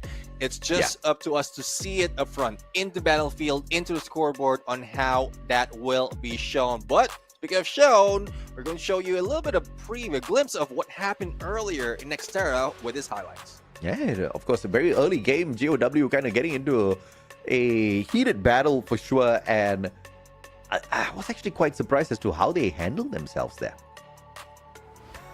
Yeah, I mean, it's surprising as well, but we've seen that from the early parts of the day that they are heated up. It just so happens that probably it's a map scenario. They favor this map compared to the others, because starting off because Purgatory, they did get so many eliminations, but you know, just getting eliminated early, like that was that point where GOW just made that exit, right? They had 9 or 10 eliminations before that happened, Neb. So it was a very good aggressive run, but kind of just shades off Malaysia from round 1. Yeah, I mean, that's one thing. Now, inconsistency might be the case for that. Let's see if that will stick up until the final knockout stage. But for Buriram United, there's just I don't know, I couldn't get it away. Buriram United, especially with Wasana popping off, and it's not just a 7 elimination. Even earlier, when the first time we saw them on screen, he already had 5 elimination in this battle, in this match. So I guess there's something that triggered them, or probably they're just waiting for this final moment in this map of Next-Terra to really pop off. I mean, I don't know if it was a planned thing, man. I think Buriram just went in there. They didn't know what to expect. As usual, Buriram starts things very, very slow. They are a slow ramp-up squad, and they have done that exact same thing here today, right? Just showing up very strong on Game 5, and, you know, to the detriment of the other people. I believe this could also happen in game number 6 and really ruin a few teams' day, right? Because they have been working the whole day long, and here comes Buriram at the very final 2 games to show them up. Imagine, later on we're going to see how many points they gathered in the overall standing and how much they needed to get to that number 1 spot. But before we go there, let's head over to the characters that they views. Wasana, MVP, well, he won't be letting go of that Atsuya. He really needs that. And then a little bit of Shani as well as Nairi to, hold up his ground. But for the rest, it's pretty much similar. Skylar, 8124, and Cassie. I'm not seeing anything that's different in terms of the active skill, but again, this really works even from the previous tournaments before the unique skill has been used. Yeah, and they're running a double Nikita. You gotta see exactly where Buriram is coming from. They know they are a very aggressive team, and the only one not running the Joseph is Moshi, because he has to drop that Joseph for something much more effective, which is the Raphael, right? You get those snipes from afar, your opponents are gonna breathe out so much more faster, and that's just gonna make Moshi so much more dangerous out there on the battlefield. Once again, one of the high IQ teams when it comes to the lineup of the setup up on the active and passive skills. And through a phenomenal performance, they've managed to pick up a total of 28 points. Not the most within the day, but good enough for a fantastic recovery. Buriram, who has been struggling the whole day. Now, we also have to look at the fact that EVOS and Bigatron Delta has managed to bring in that consistency courtesy of Indonesia today, and that's actually going to allow them to stay at the top of the leaderboard. And that's one thing. I mean, Evos haven't grabbed their booyah just yet, and they're still number 1 from the past overall standing that we've seen. So with this number going in second place, 22 points, that still increases their odds that they are number 1. And BTR, same goes top 3. Now, let's look at the standings. There we have it, 83 points. But I want to go down to Buriram United, 51 points. 32 points needed, and we did calculate that earlier. Like a potential of 50 points can be done, especially if they can do what Todak did earlier from that what Todak did earlier from one of the games, that is Alpine. Yeah, Todak got 19 or was it 20 eliminations? Well, it doesn't matter. It was a lot, and it was a massive game just on its own. But to be able to do that on game 6, I think that's going to be, just absolutely shocking. But of course, we can't forget the fact that it's not just the number 1 team that activates the double points. Every single team gets double points on the eliminations. So this game number 6 is going to be very, very focused on the engagements out there on the battlefield. But at the same time, teams could go the exact opposite way because they know how important these points are going to be. They're going to be trying to survive for as long as possible. They know other teams are aggressive, so they might play a little bit more passive or defensive. I don't know how these teams are going to react or try to apply their moves out there. We'll just have to wait and see. I'm excited for this game number 6 now. Definitely. I mean, we still have no clear view on how this is going to end up, on how they are going to treat this, which I agree with what you mentioned. 50% might be going in for aggressive map. The 50% will be going in for the passive. But before we go there, let's find out what map we're going to go for this game number 6. So let's head on to the randomizer.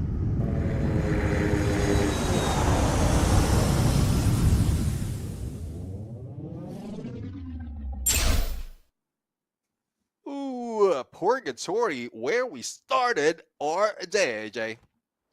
Where we started our day, where we saw Indonesia make a lot of noise, where we saw Bigatron Delta walk away with a booyah, where we saw GOW walk away with massive number of eliminations, 17 eliminations. GOW, Vietnam could spring up to the top with just this one game. If GOW pulls it off again, getting 17 phenomenal eliminations, things could be different. If Bigatron Delta hits 14 eliminations once again and the booyah, it could guarantee that number 1 spot for Bigatron and the nation of Indonesia as a whole. So many things could happen in this next match. You gotta love the shakeup here in 2025.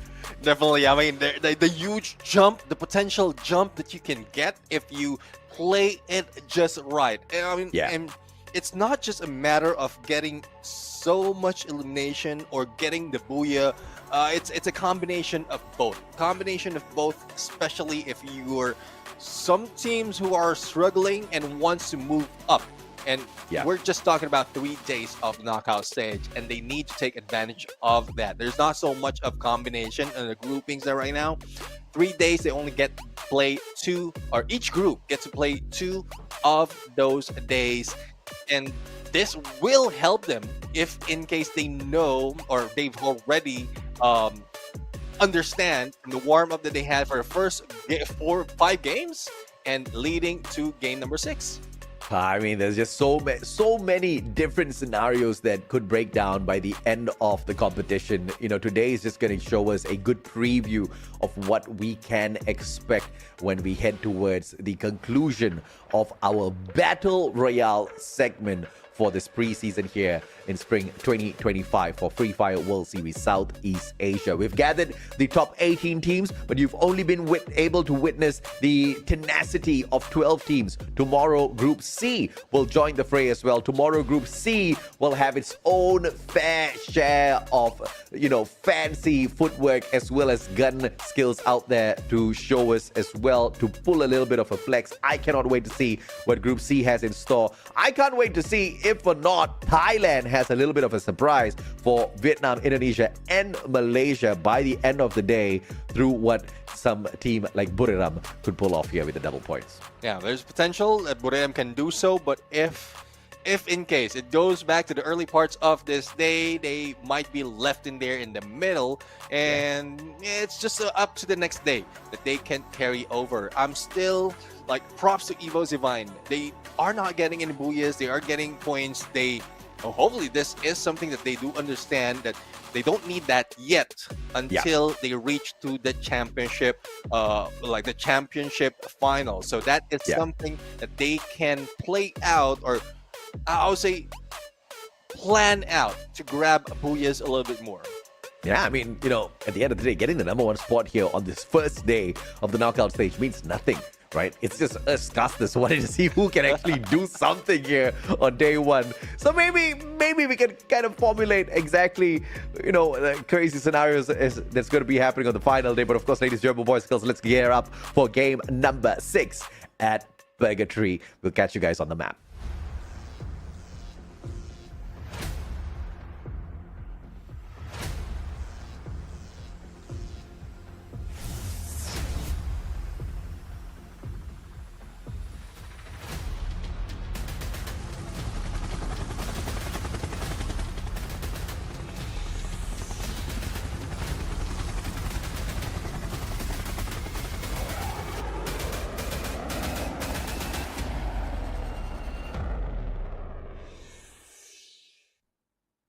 All right, ladies and gentlemen, boys and girls, final map of the day here at day 1 of the knockout stage. Free Fire World Series Southeast Asia preseason spring 2025 has a lot of shockers in store for us, but this flight path is so kind for them to all pick their own fighting spots now.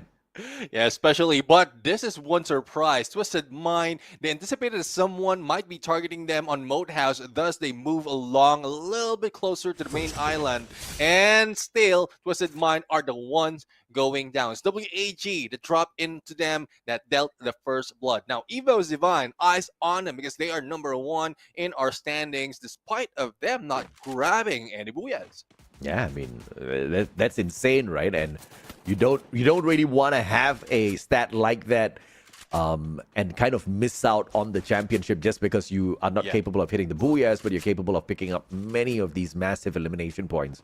So, very impressive rule added here by doing the Free Fire, just to bring that importance back to securing that super important booyah. Now, Evo's Divine still circling around, spotting out Vamos. Luffy will be sprayed down first with the double vectors. That's a good play up top.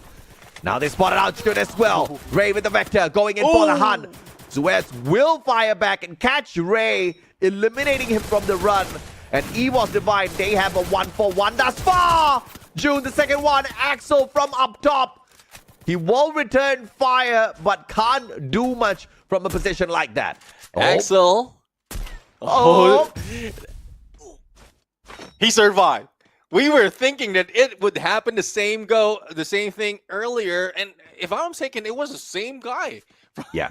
That zip line. So we had been brought back to the same map, same situation, different result. That is what we're talking about this new format of Free Fire. It might be the same story, but the result might be different overall. One more player though from Vamos will get caught out. Now GOW definitely saving the lives of Vamos right there with that interference. That ice grenade stopped Rasia from going in from that follow-up snipe. And of course that distraction is also going to put them in a little bitter spot. Taking out 2 lives from the side of Evo's Divine. The revivals are going to be pretty tough here. But Ray's going to try to land as far away as possible to bring the rest of the team members right back into this play. I mean, they really need to. I mean, they have lost their battle, and I guess there's multiple times that they have pulled the teammates in with that revive. Now, let's see if GOW can still play, as they are the ones in the lead in terms of elimination for already early parts of this game, and not so much of pressure being brought on them, especially in this area of Central. But the rest of the teams right now will be waiting and sitting pretty for the moment, because we are still waiting as to where the next phase of Circle will be, as GOW not only have they gotten away from one of the areas from the drop spot, they might be heading into Fire Brigade onto Heavy's side. Let's see if or not Heavy can kind of like keep their heads down as they make this rotation, but I think Yanbin may have spotted him out, and Vamos! Early exit. Looks like the dream run for Team Vamos to the top is not going to happen in this game. Unfortunate, but this is the exact point I was bringing up when we first started off at Purgatory earlier on Neptune. You know, the Malaysians are really good sometimes, and they just can't seem to hold a steady flame throughout the battle. Yeah, and that's something that need to work out on. I mean, compared to what we've seen other teams do, yes, they might have lose one match or one map, but on to the next one, they just get it back. They just bring in a few more points. So let's see if that is something that they can fix, and they need to fix it quite fast. This might be the last game of the day for them, but there's still one more day that they can play through. But speaking of play, GOW starting to play against Heavy as they drop in. Tan with the Famas has the rate of fire. The damage was there as well, but just not enough angles. Heavy quickly ducked, going in there for the prone so that they don't get their heads shot off. Yanbin with the push. M590 will get the first clip. Not enough to knock the man down onto his feet just yet. The question is, can the rest of that backup now arrive? GOW is buying their time here as they slowly try to push Heavy to a corner. Yeah, they pushed them in the corner, but they will be pushed out as well. And Heavy will be rushing in. A ton almost being taken down finally. And Yanbin will be going down next. Heavy will just be heavily armored at this point, not going down that easily, pushing GOW away. The God of Wolf will be flying out, and not only out of Fire Brigade, but also out of the circle. Yeah, it's unfortunate that GOW went in there with a two-man push first. They just didn't have the numbers to sustain, but at least because of the decision, they still do manage to survive and play for perhaps another round of revivals. WAG, they do have the Rebel Rush on them. The Time Turner as well in a... Sorry, the AIM-124 as well to disable the opponents in a sticky situation. We'll just have to wait and see if or not they can really put those kills to action. Yeah, I mean, that is something that they need to do right now, as Onyx Olympus also trying to put things into action against Todak. But we've seen how well Todak did earlier, but Videls right now, and they did slow down in the aggressiveness, but right now they were too passive and not even minding their surrounding. Faiz and Traps still alive, and Jojo from afar with good view on them, but has no vantage point against Adam, who's rushing in against the two players. Oh, Adam almost got the follow-up there. A124 clips him instead, slowed down just a little bit. Beautiful recovery here from Team Toda. And Faiz walking away with a sliver of health. Now that Ice Grenade's going to be forcing Adam out of his defensive position. Still not finding a Toda player with a false position. Will be able to find a good shot. No takedowns just yet, though.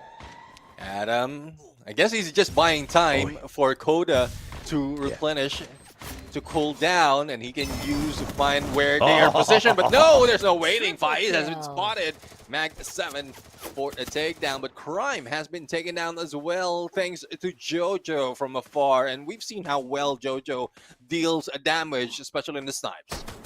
I mean, even if the man's all alone, he can deliver. In a situation where the other team players are distracted, he can deliver. But the question is, when everybody's focusing on him, when everybody's literally trying to seek his position out, can he survive this? Adam. And 590 in hand. One pop. And down goes Mr. Jojo. I mean, Adam with the Coda really is taking advantage of that scan.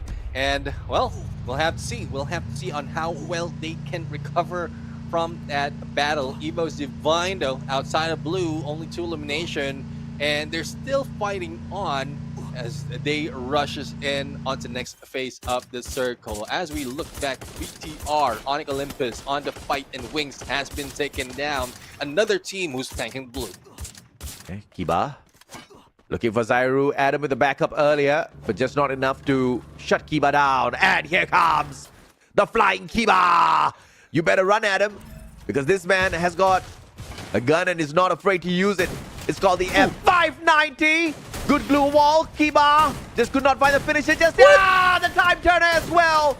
But Kiba will finally walk through the man. Zairu gets shut down as well. Bigatron Delta eating up Onyx Olympus.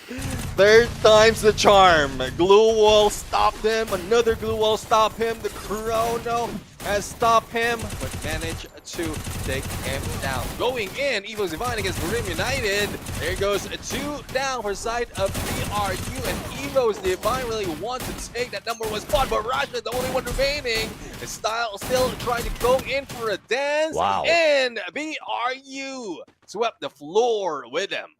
Oh, they are very lucky that they are not getting third-partied at this point of time, because open grounds, a few glue walls to block those shots. But Moshi and Jonah, they were about to bleed out there.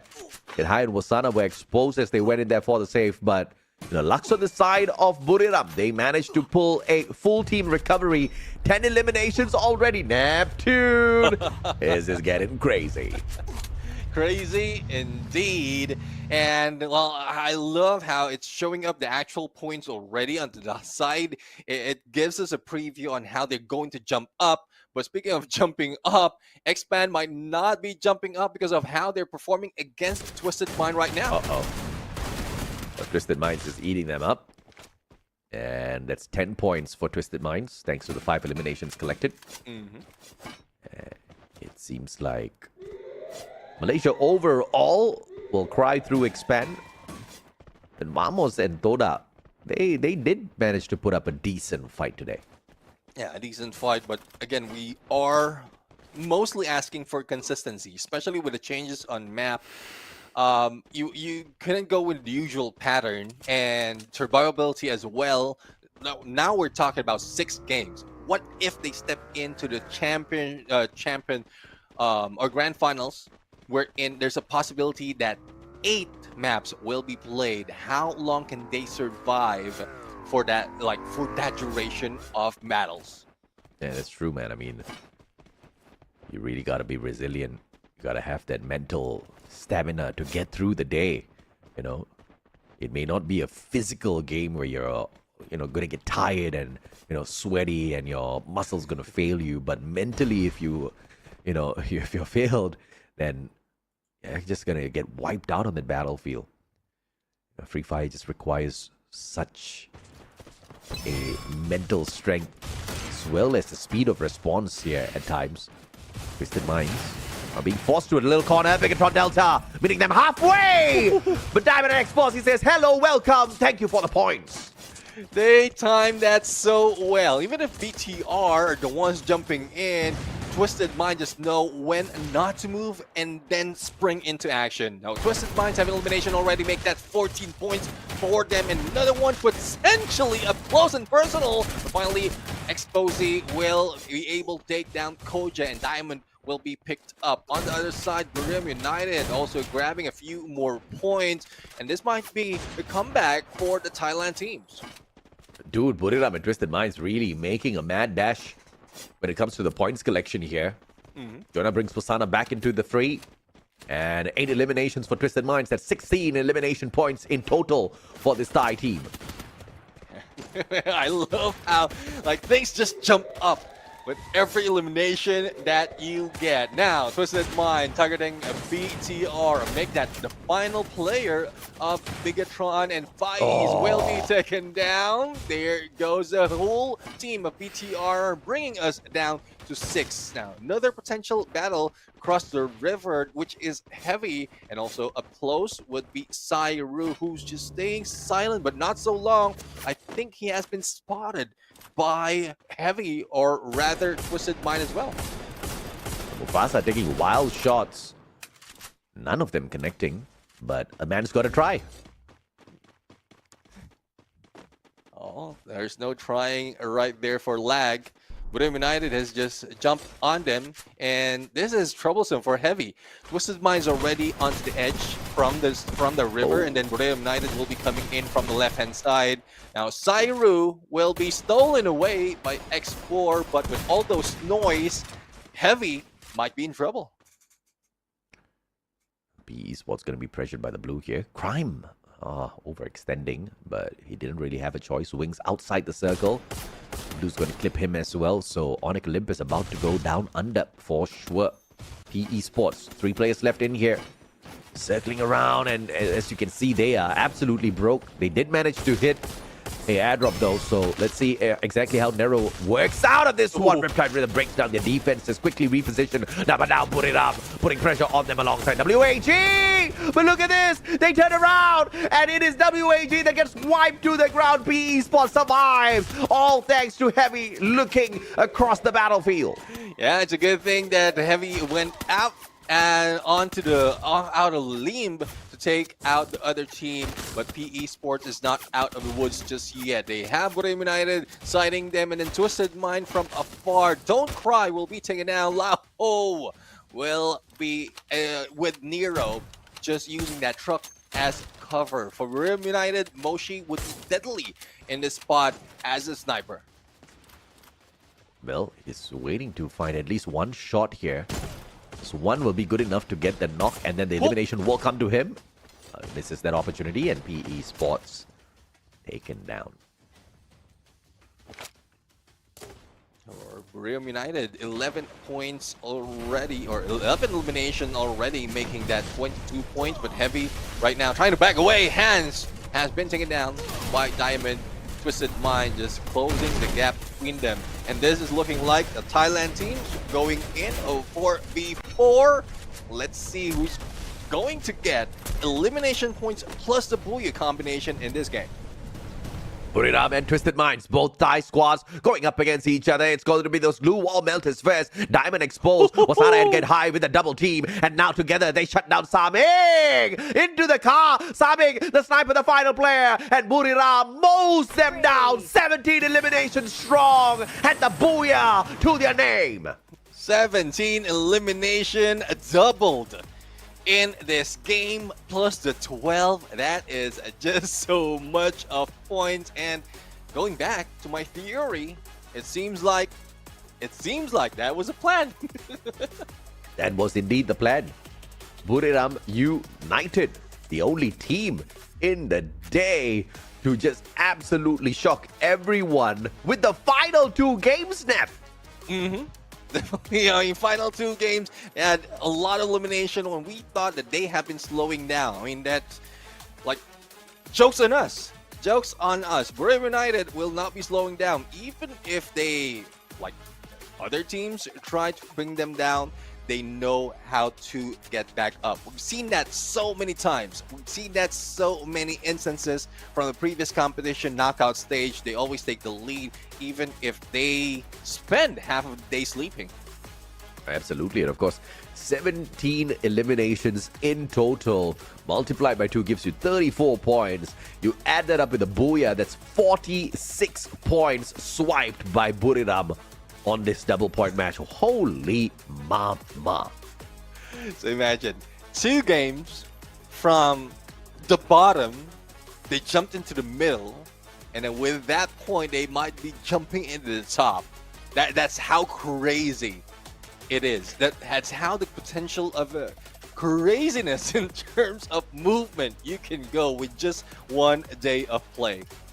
Yeah, Buriram was, of course, below Twisted Minds.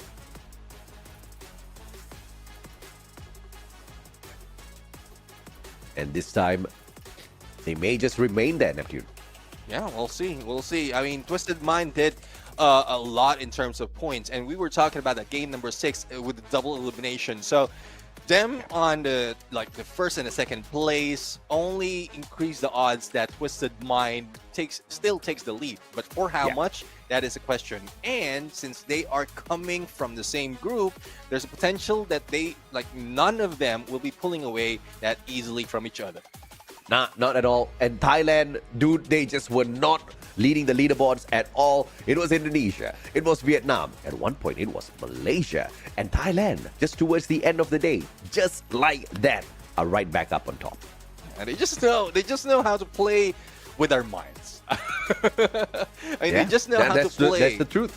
Yeah, with our minds, with the players' minds, with the numbers as well. You did mention that especially for Borneo United, this is one of the team that they can use a combination, especially take advantage of that one unique skill because of how smart they have done things in this game. So yeah, they know the winning conditions. They're just using it right now.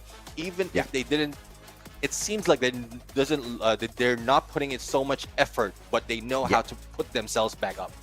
I mean, it looked like they were not trying. It looked like they were struggling. And then it was like, wait a minute, guys. We had this planned all along. Calm down. Don't worry about it. Buriram's got this.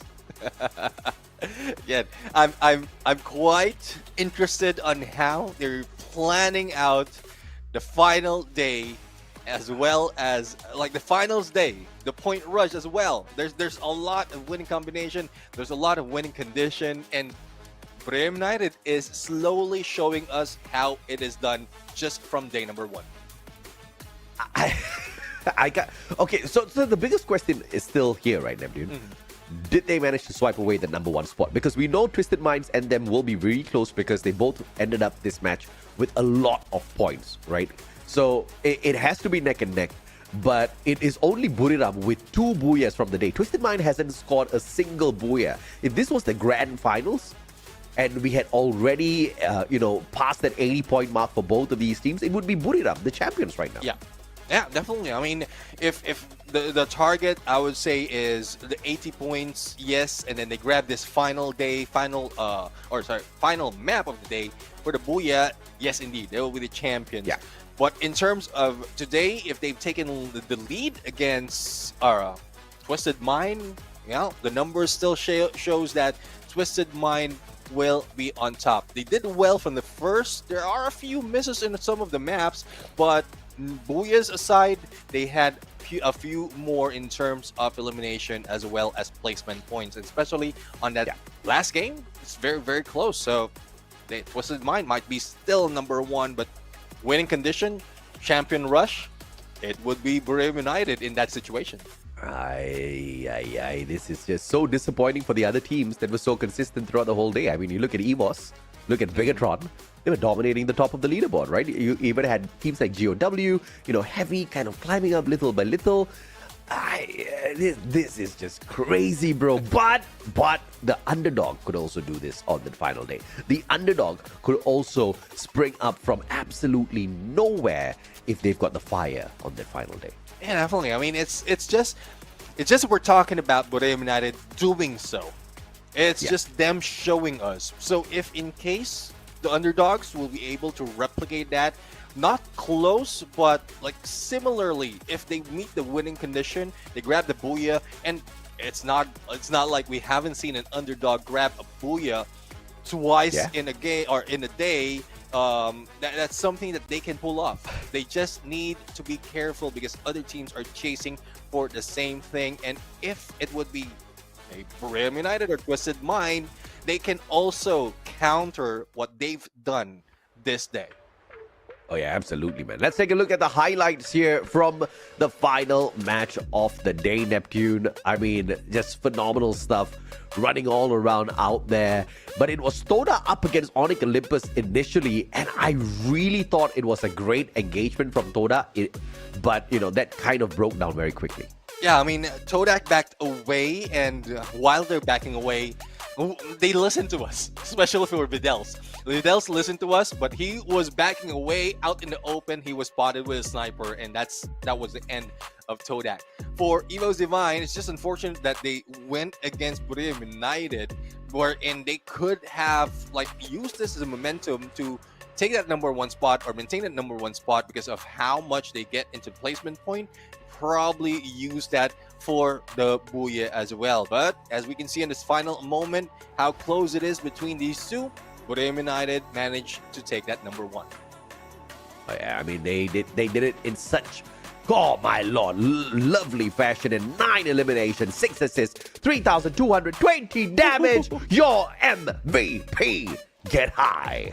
Get high indeed. I mean, this is the highest that we have from one single player.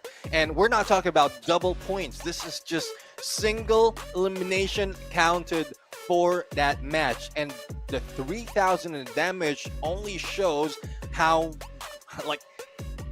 damaging, how he is a Terminator for this game. Oh yeah, absolutely, man. And of course, he's a tank as well. He's the assist. He's the backup sniper of the squad, but he is a Swiss Army knife. From a distance, with the shotgun, you know he's just going to be busting holes through all of his opponents. He can get it done any way Buriram needs the job done. Yeah, definitely. I mean, Get High has been in there. Well, probably not in most instances, but every time there's a good chance that he's in there because he has a lot in terms of elimination compared to the other players. But looking at the situation, Burim United hasn't changed anything just yet in terms of their characters as well as how they played this game coming from game number 5. Yeah, once again, that double Nikita bringing a lot of damage.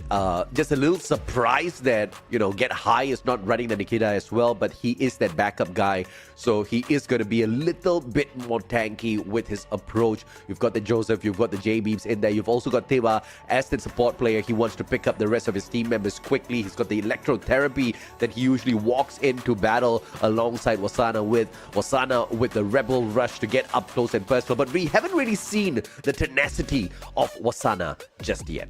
Yeah, I haven't seen that. We'll have to see on how well they can play it towards the final knockout stage. Now, Burim United right now, we are looking at 17 elimination, 12 of the points. We're not getting bad at math. It just so happens that when it comes to this, we double that elimination points. Thus, 46 is the total. Twisted Mind, as I mentioned earlier, they did put a good number, but it's only the shortage of placement point this time around. There's 39, but I think with how well Twisted Mind maintained themselves on the top spot, they might maintain that number 1 as well. Oh, this is a solid play from Twisted Minds. I think they managed to do it just by a few points to maintain the number 1 spot because they were ahead of Buriram earlier on. We'll have to wait and see exactly what the final count of point tallies are. But Heavy performing very well this time around for Vietnam as well. Esports kind of faltering, losing out on this. All 3 Malaysian teams faltering when they truly needed to pick up those points. If Toda had that 19 elimination point run now, oh my god, things would have been so different. Yeah, definitely. I mean, I don't know if it's a matter of timing in terms of switching tactics, but that could have been not like per map. But before we go there, let's head over to the standings. There you have it. Twisted Mind maintained at number 1 spot. Burim United, their second Booyah. But again, going back to like the scenario, the analogy of the championship or the champion rush condition, it could have been Buriram United grabbing that championship if we are on that level. But Evo's Divine will be, well, feeling bad because they have been pushed down from the number 1 spot, but they're still in a good spot because they're very, very close in terms of numbers. Yeah, this is the warning for Twisted Minds. This is a warning for any other teams out there that wants to, number one, underestimate Buriram, or number two, underestimate what the double point day can actually do to the overall leaderboard. Teams like EVOS, teams like Bigatron, teams like Heavy, who have been hustling the whole day, this is a warning to them. Teams like Toda, Vamos, Expand, this is a very big motivation for them. One game truly can change it all. They just need to manage their pacing. They need to manage the number of points that they're picking out there. Yeah, and it's no surprise that Buriram United can get 2 booyahs because we've seen them do so much. It's just how they approach this. It's how they slow down. If this is something planned, again, that is a theory. We cannot confirm unless Buriram United confirm it. But if it's something planned that they didn't work that much in the beginning part or early parts of this day, and then they managed to get this spot after 2 maps or 2 good maps, then that is just them showing us, yes, the how could I say this? The text on the scene in terms of explanation is not clear enough. Hopefully what we've done is clear enough for you. Dude, they were in the 11th spot and now they are in the 2nd spot. And as far as MVP leaders go, they are in the number 1 spot 2 times. Get high, Wasana, back-to-back, 14, 13 eliminations. Kyong is hot on their heels though. They better watch out. Yeah, better watch out. I mean, there's a lot of potential. Going back to what you mentioned, 11th spot, they jump into 7, and then they jump into the 2nd. That is what they have done. But let's not take it away from the team of the day. The ones who grab are holding the number 1 spot. Twisted Mind, 65 elimination, 38,438 on the damage. But despite all of that, no booyahs just yet. Yeah, no booyahs just yet. That is a huge, once again, warning for Twisted Minds themselves, because without that booyah, walking away with the championship becomes so much more harder. They have to get used to it, and they have to start right now. Yeah, I mean, we know Twisted Mind. Twisted Mind is a team that can put in so much elimination. It's just working with that booyah. We're working with that winning condition. They can even slow it down all throughout like one map. If they meet the winning condition, they just slow it down to the final moment wherein they just take advantage. Full man squad against everyone else. They have Saming. They have Saming. They have a good combination of Expose and Diamond. Diamond and Nameless, and then Expose they're in the mix as well. They know, or we know, that they can fight on a 4v4 for the final circle. All they have to do is survive. You know they can reverse it out. You know they can make you see red. You know they can climb up all the way to the top. The question is, will they be able to do that when the time is right? Because you need to meet certain conditions now in order to be able to rise to the top in the most efficient manner. It's like just chilling before you really need to hustle what everybody else is doing so much to get to the top, right? Ladies and gentlemen, boys and girls, we have done a lot to get to the end of the show. Today has been a phenomenal day. It has taken a lot of energy from us. Therefore, we need to replenish, we need to rest, and we'll come back to you tomorrow, same time, same place, for all of this crazy action. Neptune and Mustachio signing off from day 1 of preseason here in 2025 FFWS Sea Spring.